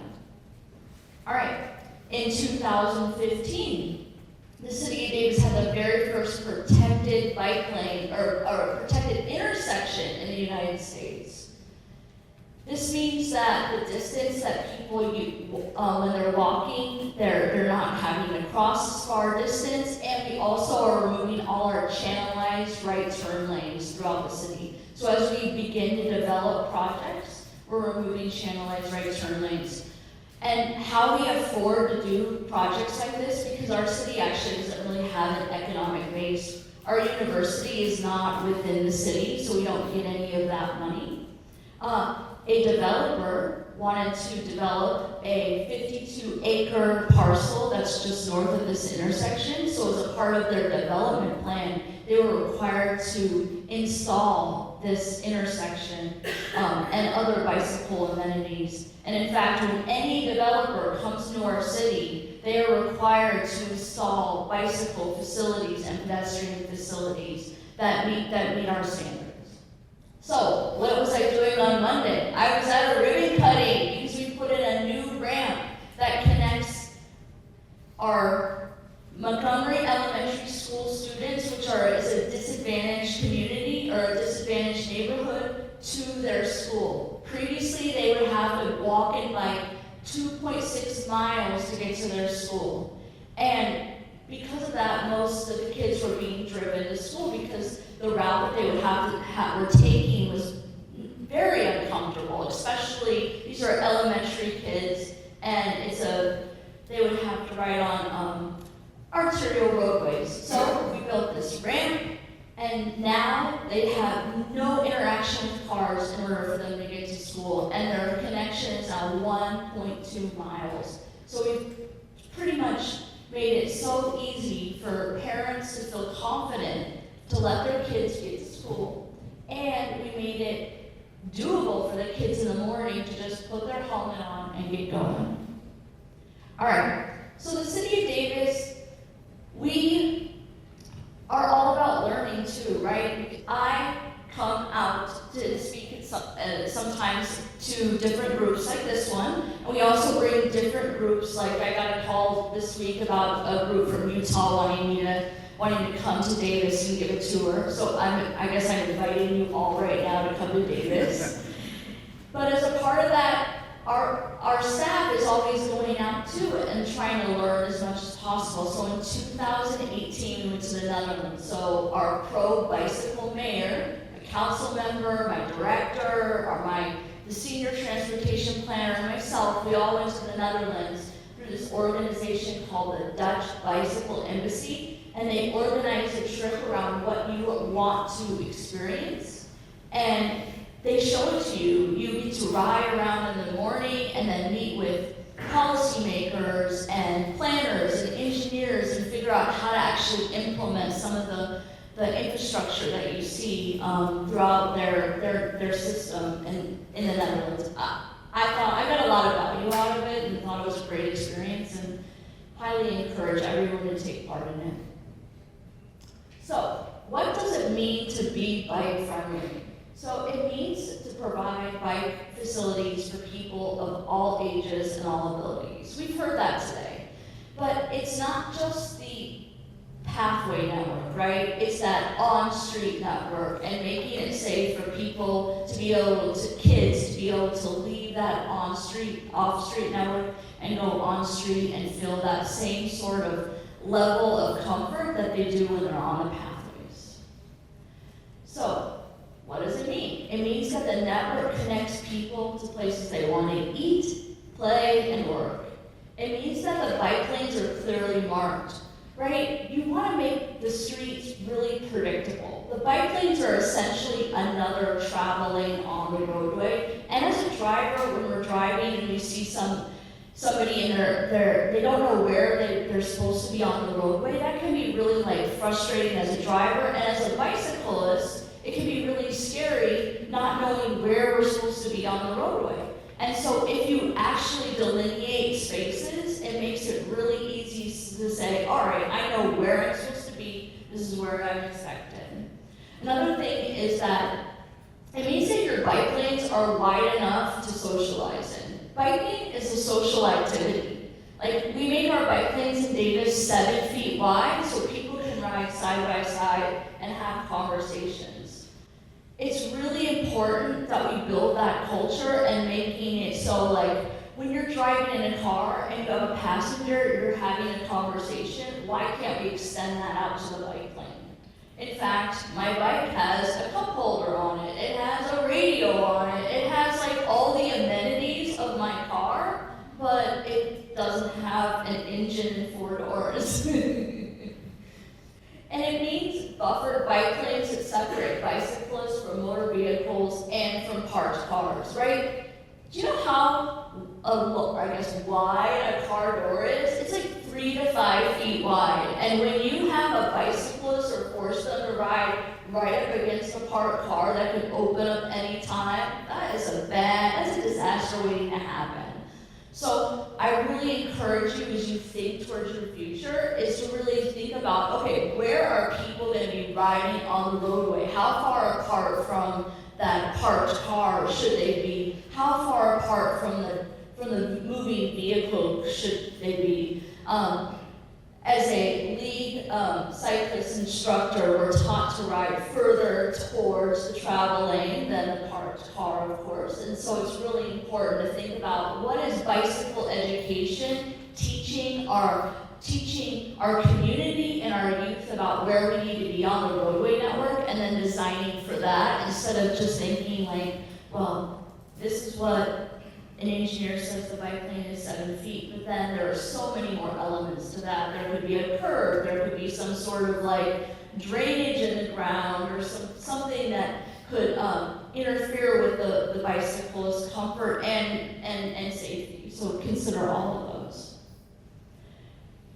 Bicycle friendliness means that you have bike parking, and it's easy to find and easy to get to, and it's not by the garbage. I cannot tell you how many plans I review where they throw the bike parking next to the garbage, and I'm like, I don't like the smell of garbage, right? So in the city of Davis, we have a policy that bike parking has to be close to the front door of the building, right? It cannot be around the corner, and it just has to be by the front door. It has to be as accessible and easy as possible, because if I drive somewhere and I see that they have bike parking, the next time I go there, I'm gonna be like, oh, well, I could bike there because I saw the bike parking. If I never see that bike parking, I just assume it doesn't exist. And therefore, I'm not gonna be biking there because there's no reason for me, there's nowhere for me to park my bike, and so I'm not going to go there. And just to give you a rough idea of how many bike parking spaces we have, 1,600 just in our downtown. We have 3,000 within our whole city, and it's still not enough. So is there a difference between types and quality of bike parking? Yes. If you're starting out brand new, think about that. Think about what kind of bike parking makes it easy for people to use and what kind doesn't. So we have a city standard. It's called the Lightning Bolt bike rack. It's the one in the top left. It allows for one bike to park there. It has a wheel well, so your tire sits in the wheel well. Then it has a pole for your bike to lean up against, and the little loop for your lock to attach to. The wave rack, which I took that photo at my gym. That's pretty typical. So the bike parking was created, or bike racks were created to make sense of the jungle of bikes. It's a way to order bikes or organize bikes on the street, so it's not what we see in the picture on the right. Or people don't have the ability because of handlebar spacing or just the bike rack. That bike rack is just, it's not a good rack. So try to avoid things like that when you're thinking about what the future of your bike parking should be in your communities. And then think about different types of bike racks or bike parking. So in Davis, we have two types. We have short-term and long-term. So if I stay for 2 hours or less, that's considered short-term bike parking. And that's what's great for if I'm going to the coffee shop or if I'm going to the grocery store. But what if I work there? Do I want to park at a rack or a short-term rack? Probably not, because I want to make sure that my bike is going to be there when I get back. In Davis, we have pretty bad bike theft. In fact, it's organized crime, where folks bring in U-Hauls and fill them up with our bikes, and we're working on it. But we also want to protect bikes, and so ways we're doing that is we have ordinances in place that new development, they're required to have long-term bike parking, more secure bike parking. What that means is bike parking inside your building. That means bike lockers that provide that secure bike parking. It allows for people to leave their bikes overnight. Our apartment complexes in Davis really need to upgrade their bike parking and have more secure bike parking. The new ones are doing great because they have to comply with our ordinance. The ones from the 70s and 80s, they kind of stink because they have this older style bike parking, and it just creates problems for students. So what else makes a city bike friendly? Well, we have encouragement events. Before COVID, I would host or attend 80 events a year and promote bicycle education and bicycle safety. This is our spin wheel. People line up to spin a wheel that has questions about bike safety on it like you cannot even imagine for a piece of candy. It's ridiculous. Like I asked them, can your cell phone be used as a bike light? Anyone know the answer to that? Can your cell phone be used as a bike light? No, it cannot. You know why? Well, in California, I'll tell you what the California Vehicle Code says. It says that, first of all, your light has to be either affixed to your person or your bicycle. It has to be visible from 300 feet in front of you and to the side. And so that side part is what gets the cell phone light. It doesn't have that side visibility. You can use it in a pinch. I recommend it you use it in a pinch, but I also recommend that if you do ride at night, that you get a really nice leg. And then we also do a lot of, we work with our university. This is our bike scavenger hunt. And what's really cool about that is that we have a lot of Davis residents who are members of the Davis Bike Club, and they lead Davis on these like 20, 30, 100-mile rides. In fact, our Davis Double Century is this weekend, 200-mile ride. They love leading Davis and going on these rides because the farmland is so beautiful and so vast, but they don't really know their city, believe it or not. And so when they go on the scavenger hunt, they're like, Jennifer, I just discovered this new path in our city, or I just discovered this new piece of art, and I'm like, excellent, welcome to your city.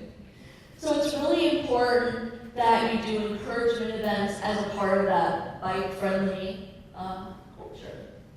All right, UC Davis, I think 11% of students are coming from our international. So what we do is we do a lot of bike education at the beginning of the year where we teach them the rules of the road. But first, before we do that, we make sure that their seat post is right on their bicycle and that their wheels are connected to the right. I cannot tell you how many times a student is shown off with their wheels not connected to their bicycle. And then for students, faculty, and staff, we do education about how to maintain your bike. Like how to change your tire, how to fix your brakes, how to shift, and what the importance of all that is. In our schools, we do second grade bike training where they're learning how to raise their hands so they can signal and also stop and control their bicycle. That's in PE classes in the second grade. And in the sixth grade is where we actually take them on the road, and now we teach them how to signal, stop, and ride with traffic. So why is this important? What are the benefits? Well, an active brain, you can see that a little bit of exercise really activates that brain. And in addition to having your brain activated, there's another part of this, is that you learn how to navigate. I cannot tell you how many kids who are driven to school, and when we meet them in college, they're like, I don't know how to get around, because they never got to explore their city and to navigate. And learning how to navigate at a young age is really, really important. All right, people want to live in attractive places that are economically viable. Biking is better for the environment, and guys, oil will eventually disappear. And it's not going to be in our lifetime, but it's really, really important that we start building the infrastructure for this now and thinking ahead in the next, 2 lifetimes from now. What does that look like? And this is actually our 3rd street where we created a shared street. So property values. I talked a little bit about it at the beginning, Woodland and Davis, which I call North Davis. In Davis, you could buy a house. Well, first of all, median house price in Davis is almost $1 million. And that's why a lot of us city folks, we live in Woodland. So in Davis, a house that's 200 or 1,200 square feet is $765,000. And the house that I just sold last week for $515 in Woodland. So I know that house that I sold, and it was all completely updated. We got 9 offers on it. It was crazy. So, and the house in Davis is comparable in terms of location. However, that house was not updated at all. So, people want to live in great places. All right. So how do you build bike culture? You make it normal. We talked about how you get up and you grab your keys and you go out the door and you get in your car and you go. That's not the normal I'm talking about. I'm talking about you get out, you walk out your door, you grab your bike helmet, you get on your bike. You have to normalize biking, right? You have to make it easy to see with infrastructure and when you go places, right? It's just something that you always are looking at.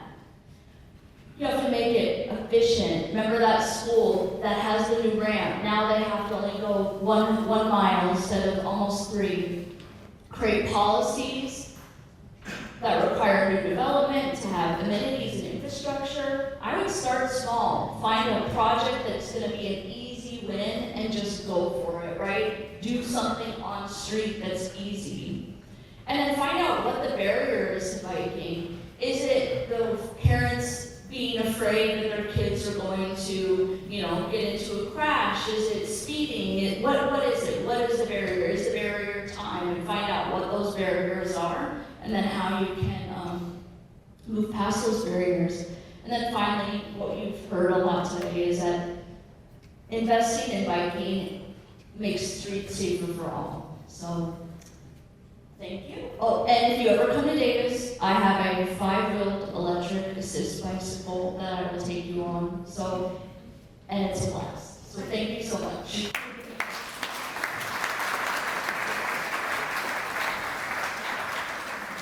Thank you, Jennifer. I'm Dr. Lovett. I was born in Cleveland, Ohio. But not only was I born in Cleveland, Ohio, I was raised in New Orleans. And so I'm a product of 2 parents from corporate America. My journey as an athlete began as an adult. So I did not participate in any sports in high school. How many of you all believe that? I did not. They chose me for academic games, and I won every competition I competed in high school in academic games. 6 years ago, as of this Sunday, will be the 6th death anniversary of my son, who was murdered in New Orleans, Louisiana at the age of 20. And so the way I come to the sport of swimming, biking, and running is as a healing journey.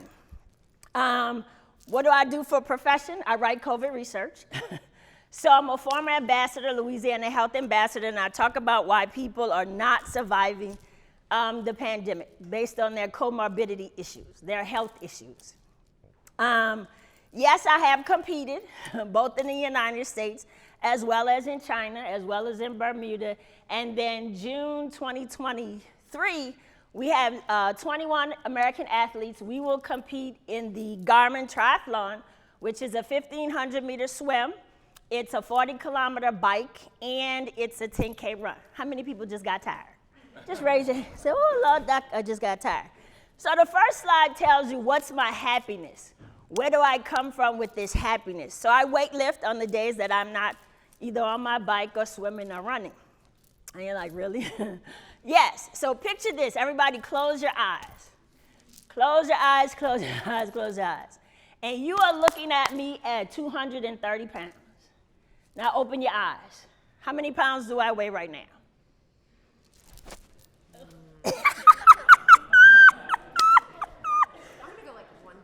I'm 167. So at my highest weight, after my son was murdered, I was 230 pounds. Guess what my doctor told me? That gentleman in the corner. What did my doctor tell me? Guess what he told me? Guess. He said, Doc, you got to get it off. He said, yep. He said, and I'm giving you 6 weeks to go get nutrition counseling. So raise your hand if you've had nutrition counseling, not from your wife or your children, not from your friends at work, but raise your hand if you've had professional nutrition counseling. 1, 2, 3, 4, 5. Why is nutrition counseling important? It helps you fuel your body because there's a certain way you have to learn to eat to live. All right, next slide. So everybody on that side, tell me what's the healthiest thing about your lifestyle right now. These 3 gentlemen, tell me what's the healthiest thing about your He looked at it, he said, don't you tell our business. What's the healthiest thing about your lifestyle? I pass. he said, I pass. What's the healthiest thing about your lifestyle? Stay active, doing things I love. You stay active, good. What's the healthiest thing about your lifestyle? I try my best to eat healthy. Good, trying is good. What's the healthiest thing about your lifestyle? Sleep. Say it again. Sleep. How many of you are sleeping at least 6 hours a night right now? And telling the truth. That looks like about 71% of you in here. Sleep is so important. First thing I missed was sleep. I was sleep deprived. I literally was averaging maybe 3 hours of sleep a night. And that's the best I could do at that point. But if your body doesn't have enough time to rest, what happens? What happens, Laura, when your body doesn't have enough time to rest? Breaks down. It breaks down, and guess what you're doing at work? You start snapping at people because you haven't had enough sleep. How many of you all have been to Louisiana? Raise your hand. And y'all still up here in this snow in Illinois? So I took a job promotion here, September 2020. It was still a pandemic. And they said, Doc, it's going to snow. I said, on who? And why? So I have 2 kids. My oldest, Julian, is 27. She's married, and I found out I'm going to be a grand-mère in October. And guess what I did? Y'all just take a guess. Guess what I did? No, I said, ooh, so the grandbaby need a bike. And they uninvited me from the 2-week Zoom meeting. So I'm waiting to get my privileges back. But I said that because I come connected from a family. I'm a mother of 2. Julian is my oldest child, and Nnamdi was my youngest. Neither one of them wanted to be athletes, but I made them participate in the sport together because I was tired of them talking about who I like better than the other person. I don't like neither one of y'all when y'all start eating and all the milk is gone. But they learned a sense of camaraderie, okay, a sense of community at home, especially when I said, nobody's going anywhere if my kitchen not clean. I said, I don't care what time. And my son would say, and the baseball. I said, and you better not be late, so you better hurry up and clean the kitchen. And it got clean what? Just like this. So the next slide here, it says that I'm healthy. That's when I came first in my age group.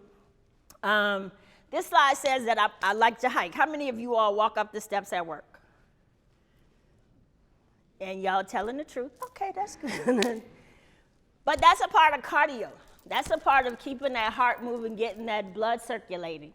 And so I've come in first place in my age group. So let's see everybody over here. Guess how old I am today? Stand up, Coach Gaines. Just go and stand up and tell them. Stand up. I think you're 51. Yeah, stand up, stand up. Everybody see Coach Gaines? 51. I am 51. Now, why am I picking on him? So tell them how old you are, Coach Gaines. I'll be 67 my next birthday. 67. And what's going to happen to you on next Friday? I'm learning how to swim. He is going to have his first swim lesson. Give it up for him. Give it up for Coach Gaines. So yes, I'm certified by the USA Swimming Association as a coach, as an athlete. So I've coached both in Louisiana, and yes, we farm our children. Close your ears, SJ. And I've also coached in Florida. Yes, they farm the children in Florida as well. So anybody from Florida? Okay, good. You know that's the truth, isn't it? It is, it is. But why is that important for Coach Gaines to learn how to swim at the age of 67? What is he gonna do? Name one positive thing that's going to happen in his life. Well, he's not going to drown. He is not. Say it again. That is so serious. He is not going to drown because between the state of Missouri and Illinois, we call them, as a statistician, preventable deaths. If you would just learn how to save yourself and nobody else.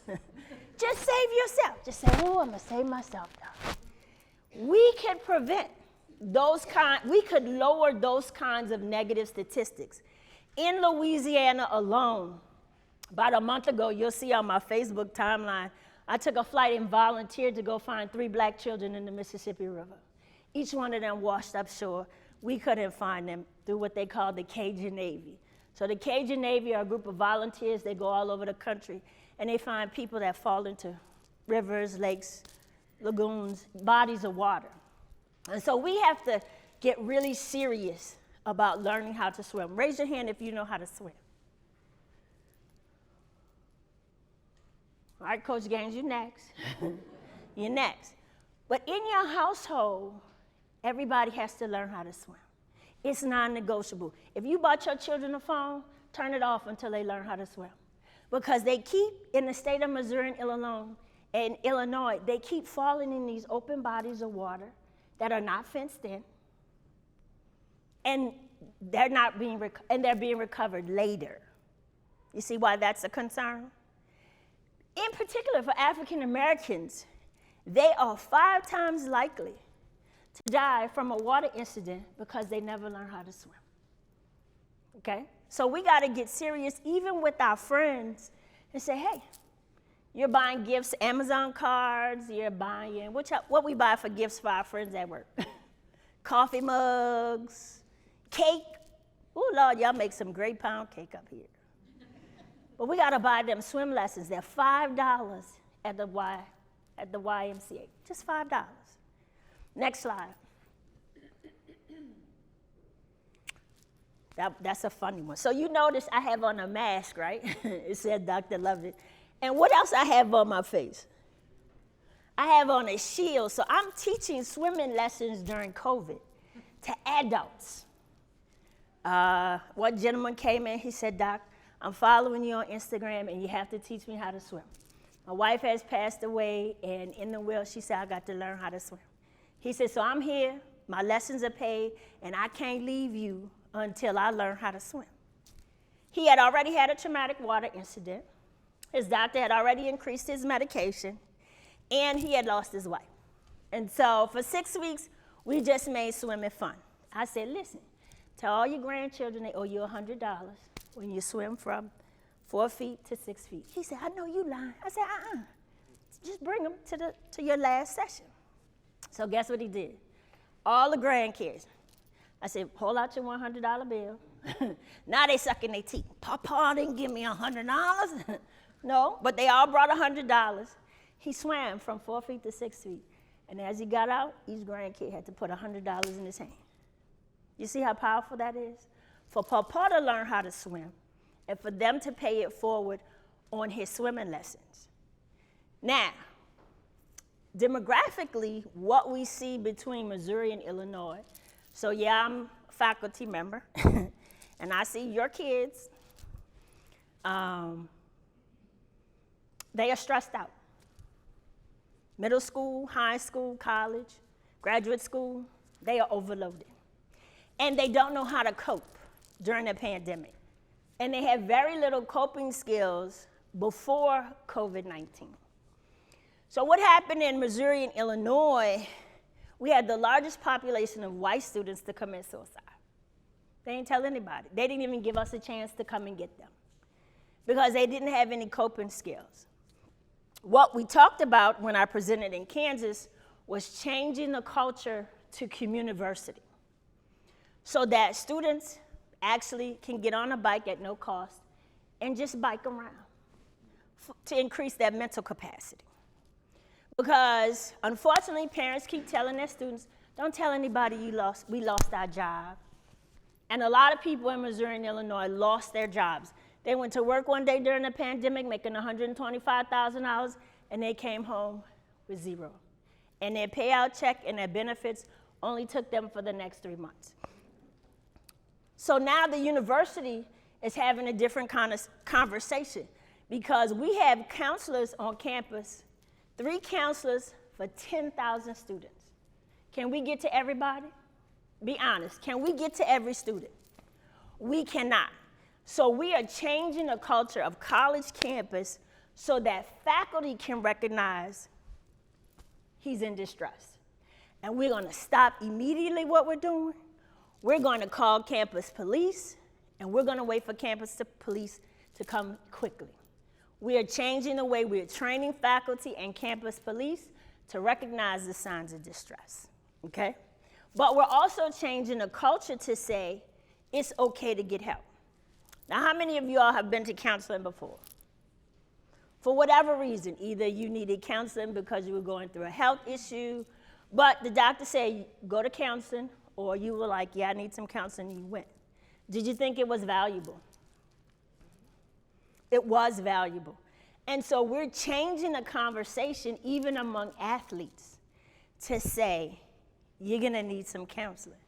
And we got to have those conversations earlier and earlier and earlier, because we keep telling our sons, you're the man in the house. You're not a man, you're 3 years old. That's not your responsibility. Or we're telling our girls, well, we really don't want you to build a rocket. We just need you to be the secretary. And so we got to have these conversations with our kids earlier about what's their outlet. Go to the last slide. So everybody read this word right here. Just say it, just say it. Huggable, just say huggable. There you go. Now hug yourself. Hug, just give yourself a big squeeze, a big squeeze. We lost that touch when the pandemic started. We lost this hug. They called me, let's see. The pandemic really was in the United States, September 2019. I wrote a paper about it. We documented it through the Office of Veteran Affairs. And so it was here in the United States from September 2019 to December. And medical physicians didn't know how to treat folks.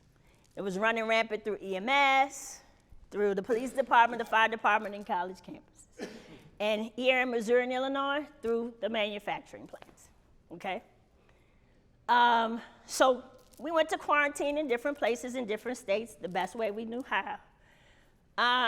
So my father, who was a basketball standout in college, they called me in May and said, Dr. Lovett, your dad has COVID-19.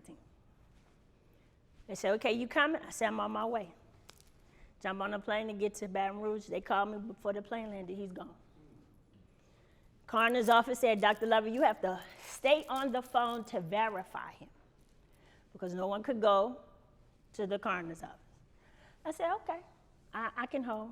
Said, we're looking for your sister, but you've got to do this right now. Patched in the coroner's office. Coroner's office says, do you know his name, his date of birth? And thank you. And spell my name so that I could be on the death certificate. I said, okay. And so even in the facility where he was, he had to be moved immediately. Everyone around him who had been with him at that moment had to be sent home immediately. Everybody on his floor had to be removed, and the whole floor had to be cleaned. Well, Dr. Lovett, why you want to bring that up on a slide called Huggable? So what I took from that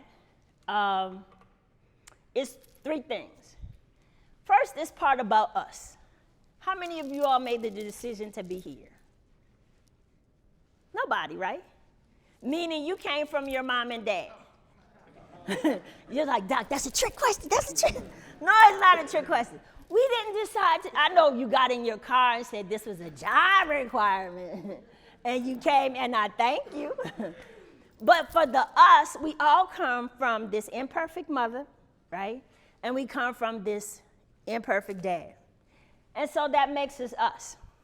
And so you say, okay, well, what about this Rosati Khan High School? Well, here I am, I'm 51, and I will leave you all to go catch a flight because my mother is at the end of pancreatic cancer stage 4. And so she said, when we first started having this conversation about living, she said, Heidi, where are you biking today? And I would always tell her where I'm biking. Or she'll say, somebody said they saw you swimming in Lake Pontchartrain. Now, how many people ever heard of Lake Pontchartrain? That's because you love gumbo. How many people like gumbo? Raise your hand if you, not the St. Louis gumbo. That's something different. And yes, I did swim in Lake Pontchartrain. And so we have these conversations about where I've been and where I've traveled all over the world and how I'm exercising, because both on my mother's side and my father's side are all of those indicators of diabetes, high blood pressure, high cholesterol. And even though my father was an athlete, he never weighed over 130 pounds his whole life. Amazing, right? He ate what he wanted to, and that was that. But I would talk to her, and she'd say, what you gonna do when I'm gone? I said, you know what, I don't even want to talk to you today. I said, I think I'm about to hang up, because we FaceTime. I said, well, you know, I'm gonna create a scholarship in your name. And so I've set up a scholarship there at Rosati Khan High School, which is an all-girls Catholic school in St. Louis, just because I run 5 miles past that school. And I was like, oh, that's a girl. Ooh, I like that. And so that's what I've done there. And then at the top, it says South City Otters and Southside Cyclery. How many of you all heard of mountain biking? Raise your hand, mountain biking. All right, good, good. So mountain biking is a new sport at the middle school and high school level. It is funded by Trek. And so I've committed to becoming a mountain bike volunteer coach with South City Otters, which is a team right here in St. Louis, specifically to get more girls on mountain bikes. Why do we have to get more girls? This is where the table full of dads at, with the daughters they don't want to share with the, or that, oh, he pointing to you. Why do we need more girls on bikes? There's not very many out there. And what else happens, where the rest, there's some dads, oh look, this look like a, you have a daughter? 2 boys. Why do we want girls on bikes? I don't know, it makes it hard for my kids to chase them down. Thank you. We want girls on bikes, yes, so that they raise their self-esteem, so that they learn to compete. How many of you all have kids that are in college playing sports? Raise your hand. I think I lost one police chief. His daughter is playing softball at Indiana. But we want girls on bikes because not only does it raise their self-esteem and their self-confidence, but it increases their longevity, both to graduate. How many of you had children that graduated on time? Let me see. How many of you all had children who just said, thank you, Jesus, it's over? Thank you, Lord, this is over. Ooh, I'm so glad this is over. But mountain biking gives them all of those great health indicators. It provides all of those self-esteem indicators that we want to see going up.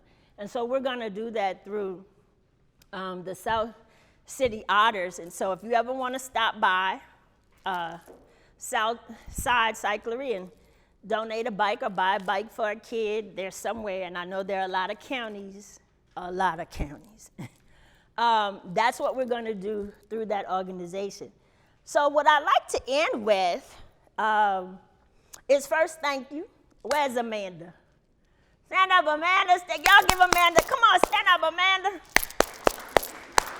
Come on over here, Amanda. Come on. Come on.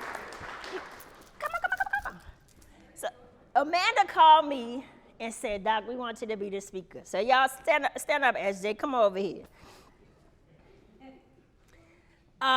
She said, we saw your story and we want you to be the speaker. And I said, okay, I can do that. Of course, I had already committed to being in Des Moines, and I said, but I like this. I want to talk about why it's important and what's happening. So I did a couple of things as part of my homework, because I'm a researcher, right? And math is my favorite subject. So how many of you all have been on a trail in Madison? First of all, let me see. How many of you all know where Madison County trails are located? Just, everybody open up this map. Open up this map. Just open it. We're gonna have a little geography fun right here. See, that's like I'm gonna know you didn't open it because it's a sticky. Open up the map. Open it up. Open it up. Open it up. Open it up. Now, SJ, you tell me, how many trails have you been on this map? I've been on all of them. All right. Where's your map? I know it by heart. You know it by heart? How many trails have you been on? I've been on all of them. Okay, good. All right. One thing I noticed as a mathematician about this map, and somebody from New Orleans, is that they didn't have any addresses on this map. So, good old Dr. Lovett, I'm in my car, and I'm going, so I'm somewhere out here on the Crocus Trail, and I was in the neighborhood, and they say, nope, this biking trail don't start here, go over there. And then they give me the highway intersection, and I got lost again. Thankfully, the police knew I was lost, and they said, where are you trying to go? I said, to the trail, and he looked at the map, and he said, oh, no, fold that up. Let me just take you. So he drove me to the trail. So I biked on the trail. Now, the second part I want you to do is I want you to take out this Great Rivers Greenway. I want you to open this map up.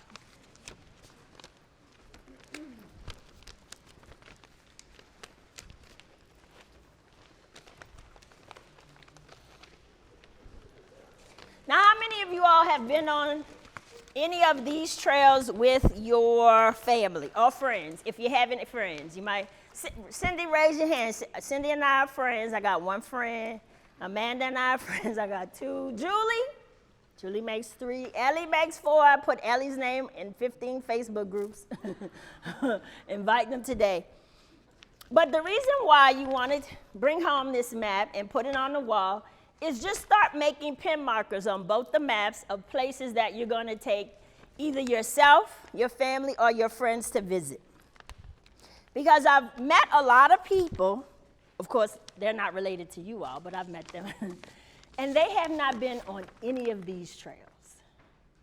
So if you're in an organization and the next time you have a staff meeting outside. Just order the lunch outside. Okay, I'm dipping in y'all business. Last one. I want you to hold both of these up. It says, imagine what's possible when trails are at the heart of healthy, thriving communities. I'm going to use SJ as bulletin board number 1, Amanda as bulletin board number 2. So open up the one that says, imagine what's possible and point to Louisiana. I know you didn't open a single thing. That's the teacher of me. Oh. We met at the expo. Why are we whispering, Steve? Point to Louisiana. We took a picture together. Everybody point to Louisiana. And just say, that is really my favorite. No, you don't want to say it. Louisiana right there, looking like a boot. Louisiana right here. Where's your Louisiana? Right here. All right, there we go. Everybody see Louisiana? What is Louisiana known for? Aaron Baloney, what is Louisiana known for? Mardi Gras. But you know, in St. Louis, they say it's the second best Mardi Gras. I said, well, I've been to Mardi Gras in Trinidad and Brazil, so okay. Everybody wave at Aaron in the back corner right there. Everybody wave at Aaron right there. Say, hey, Aaron. Aaron is a computer genius, and he bikes anywhere from 25 to 50 miles. He was a part of our group that traveled to Selma, Alabama. So we biked 51 miles to commemorate Bloody Sunday. Raise your hand if you know what Bloody Sunday is. Good. So Bloody Sunday marks the march from Selma, Alabama to Montgomery, Alabama, 51 miles where white abolitionists were killed on the Pettus Bridge, helping to advocate for blacks to have the right to vote in Alabama. And along that 51-mile trail are markers and their pictures at churches to thank their families for their sacrifice to that end. Well, why did I bring that up? I was on the relay, right? And so we actually ran the 51 miles along the same highway. And so what you notice then about a bike trail and getting on a bike is that you have a sense of freedom. Okay? Sometimes it's scary because sometimes you fall, hence my knees. But you have a sense of freedom on that bike. But biking trails, particularly in Louisiana, right now is still fairly segregated, fairly separate. They're trying to figure out with a state that is 14 feet below sea level across the state, how they're going to connect those trails safely. So of course, we just had 2 hurricanes in New Orleans and in Lafayette, Louisiana, and Baton Rouge, where families have not even recovered. They don't even have a place to stay, let alone a bike. And so out of the 11 siblings that my mother has, she still has 8 of them, and they're not leaving Louisiana. And they call me and they say, I don't have a roof. And I call all my friends and get them moved to somewhere else until their house can be repaired. What we know as Americans is that we're going to have to figure out how to redevelop our communities where our seniors live because they are not going to leave, okay? We've got to figure out how to make those communities safe. We've got to figure out how to raise those property taxes so that they're not ousted out of their own homes and having to live in a place where they don't want to. So the last thing I want to share with you is in your folder, thank you, SJ and Amanda, Amanda is holding up this chart right here.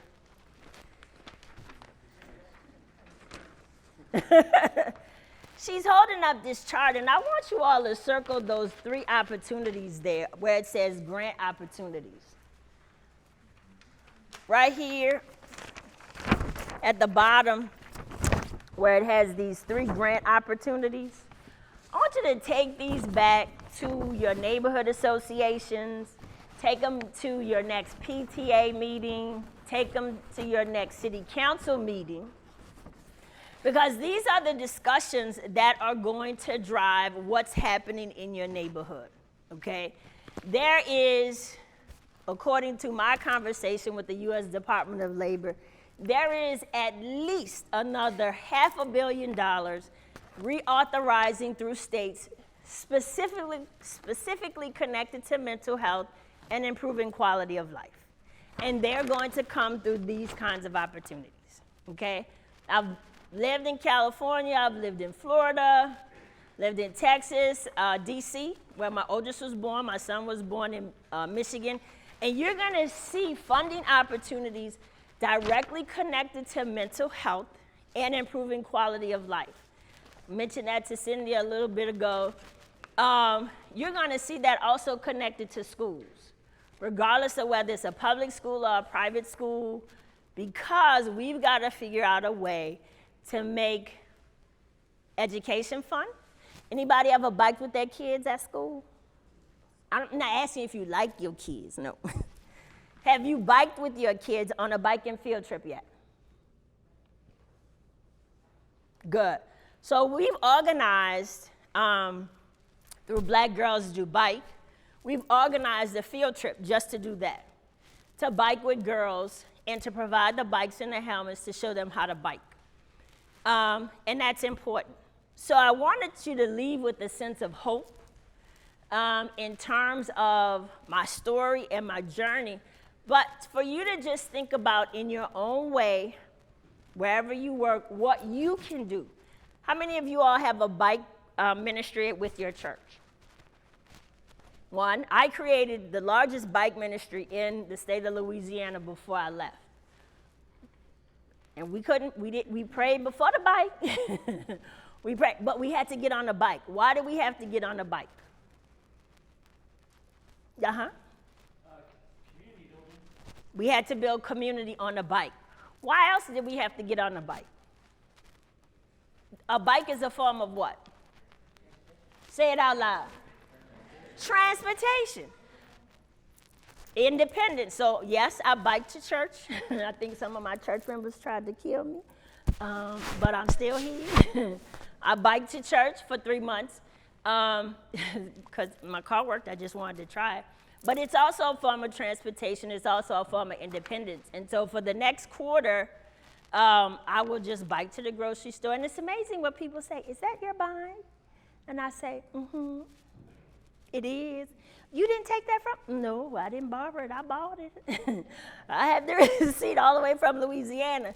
And the bike shop literally said to me, Dr. Lovett, if you tell 5 people to come buy a bike, the bike is yours. The bike is specialized. It was like $5,000. I was like, oh, I'm not spending $5,000 on the bike. How many of you all know how much one of those bikes really costs? Say it out loud. How much that bike really costs? That bike over 10. I said, well, I'm not buying. I'm not spending $10,000 on the bike. And I watched that bike go from $12,500 to $10,000 to $7,500 to to 5,000 to 3,500. I said, ooh, how much is that bike? And they said, Doc, you keep checking on this bike like it's your neighbor. I said, well, I'm trying to make it a roommate, but not at 3,500. That bike went down to 2,500, went down to 2,000. My team, my triathlon team, they're called the Steel Magnolias. They're all women, and they swim, bike, and run all over the world. And they said, Doc, we want to come see this bike. So they all went in there and saw the bike. And I told the bike shop owner, I said, see, I have 5 people in here. Now how much can I have that bike? How much do you think he gave me that bike for? $1,000? Lower. How much do you think he gave me that bike for? $500. $500. Pulled out 5 $100 bills. And of course, I already knew how to retro the tax. He said, we're going to repair it for you as long as you stay here. Not a problem. I said, why? He said, we've had no black women come buy a bike from us all year. How sad is that? When black women are the #1 leaders in stroke. We got to stop leading in that. Black women are the #1 leaders in death caused by diabetic complications. That's not something I want to lead in. Does that make sense to you? How many? So I said, nope, not one black woman all year. He said, nope. He said, not one. He said, thank you. And every time it broke, brought it in, they fixed it. He said, oh, we up to 2 black women. And so that tells us how serious we've got to get about our culture and ourselves, how serious and deliberate that we have to be and how intentional we have to be about open spaces. How many of you all saw Big Bird on the Bike? Okay, how many of you all know Sesame Street? Let's start there, because did you watch Sesame Street as a child? I did. Okay, whew. Everybody back here saw Sesame Street, Sesame Street. Everybody over there, Sesame Street, we're okay with. Anybody saw the one episode Big Bird was on the bike? I look like Big Bird on the bike. Anybody see the one episode Big Bird was on the bike? It was a tiny bike and big old bird. And they said, oh, Doc, you didn't get measured. And I said, They said, you got to get off of that before you mess up your hips, you mess up your knees, and you're going to fall and mess up your teeth. And I said, no, smile. And so that's how I learned to get measured for a bike and to ride safely and to ride competently, and then started to compete. And so how many of you actually own a bike? He said, let me raise my hand before she pick on me.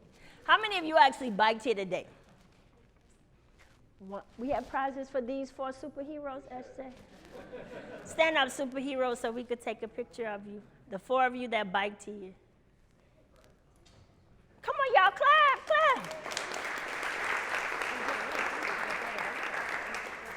So the next time we do this, I want to be responsible for a panel of children that bike. And I want them to come and tell you why they bike and what biking means to me and what they think the legislation ought to look like for biking.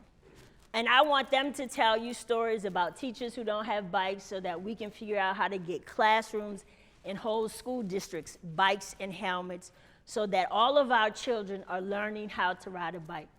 The last thing I'll leave you with is a part of my happiness is I actually have been connected to some para-athletes and connected with some kids with special needs who are autistic. So I've taught them how to swim, a couple of them how to bike. Didn't put it on Facebook or Instagram anywhere, maybe a couple of places where their parents wanted to take pictures. And so there's a whole research and development around helping persons with different abilities through biking culture, through swimming, through running as athletes. And now there's some brain research that I'm not involved in, but I definitely support both at WashU and at BJC for mothers who are on bikes and mothers who are swimming during their pregnancy as a part of the way they're managing what's coming up, their postpartum depression.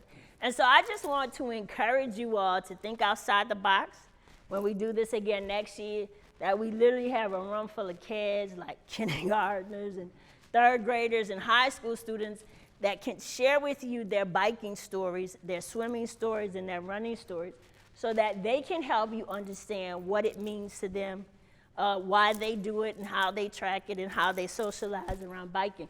Does anybody have any questions for me? Okay, got a question over here? No? Any questions over here? Cindy. What did you do? Did you ever reach a point where you thought you were going to quit your exercise journey?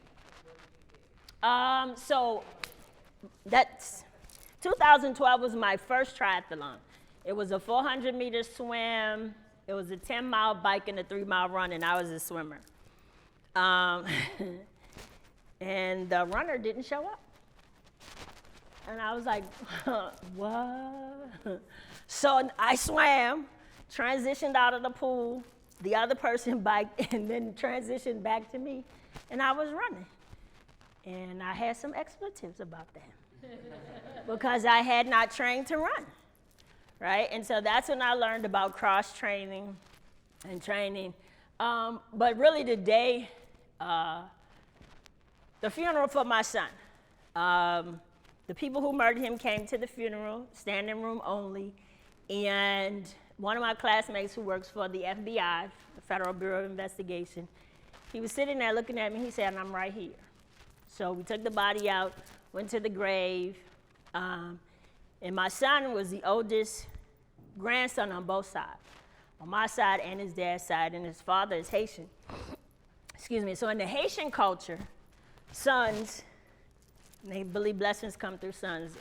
They forget about the mothers that gave them the blessing, but that's, and so the Haitian culture said, it's time to go, because it was getting ready to rain. And I said, I'm not leaving without him. And they said, yes, you are, and we're gonna show you what this looks like. And that was the day I said, nope, I'm not getting on the bike, I'm not swimming with nobody. And I taught swim lessons because I was in corporate America, worked at Ford Motor Company, taught swimming lessons, you know, as this mother, everywhere we went with my family, with my husband. I said, nope, I'm not doing this anymore. That was the day. I said, nope. Watch the weight literally go up. Went from 151, 171, 191, 201, and the doctor said, you don't have a choice. He said, Heidi, we love you, and we're going to tell you you don't have a choice. My primary care physician was from India, and she told me the story about her mother losing her son. And she said that it had to start with me. And I said, okay. And she called. She said, we still don't see you with the nutrition counselor. And I said, y'all telling on me? She said, yeah, we are. I drove myself to the nutrition counselor, and the nutrition counselor picked up the phone and said, Dr. Lovett is here. And I went, who are they talking about, right? But that was accountability because they knew I needed to start that journey, and I was prolonging it. And then the Steel Magnolias came to my house because we would have board meetings. In Louisiana and in New Orleans, you have a board meeting with food that your doctor said you cannot have, and you discuss things at the board meeting over the food. And then you're good. And so they said, this is not a board meeting. You have to come biking with us right now. They had a bike. They said, yeah, we know you got our kit. And that was this triathlon kit that I wear. I put it on, and they made me bike. And I cried for 5 miles. From my house down to their house and back. I didn't even know I could cry for 5 miles. I kept crying. And when I got back, they said, we'll see you at training, which was Lake Pontchartrain. How many of y'all ever seen the alligator? In the bayou. Now, I'll keep your hand on. Let me see. Y'all seen the alligator? But that was, and I said, I'm not getting in there. I can't swim faster than them. But in fact, when the alligators are breeding, they don't come near the humans. But that day was to swim in the bayou, 500 meters, so 250 out and 250 back. That day, I was so angry, I swam 1,000. 500 out, 500 back, no assist. And that's how I came back, with each activity and with nutrition counseling and with seeing a therapist on a monthly basis, making a commitment. And it was important because, one, when my son was murdered, I told his friends they could not retaliate. He was from a college-educated family. I was a former elected official, the youngest person elected to the Orleans Parish School Board in the state of Louisiana. And I had made a decision that retaliation was not what I wanted to see. I didn't want any other mother to experience what I had experienced. And I met with each one of them, 7 of them, and I said, you gotta live your life and move on. And I literally had to then take my own advice.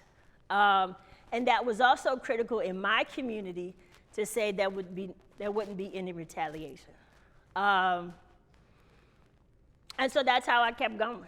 So literally, when I leave here, and I compete every year on his birthday, which is April 30th, and I compete every year on his death anniversary. So I will actually, I've already run 31 miles, which is that's just a little ultra.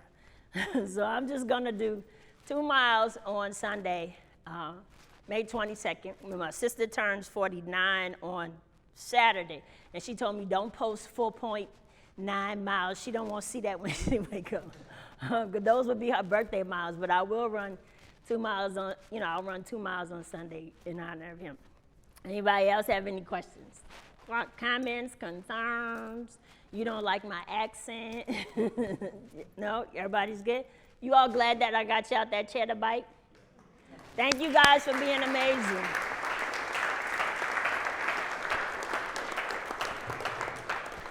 Thank you so much.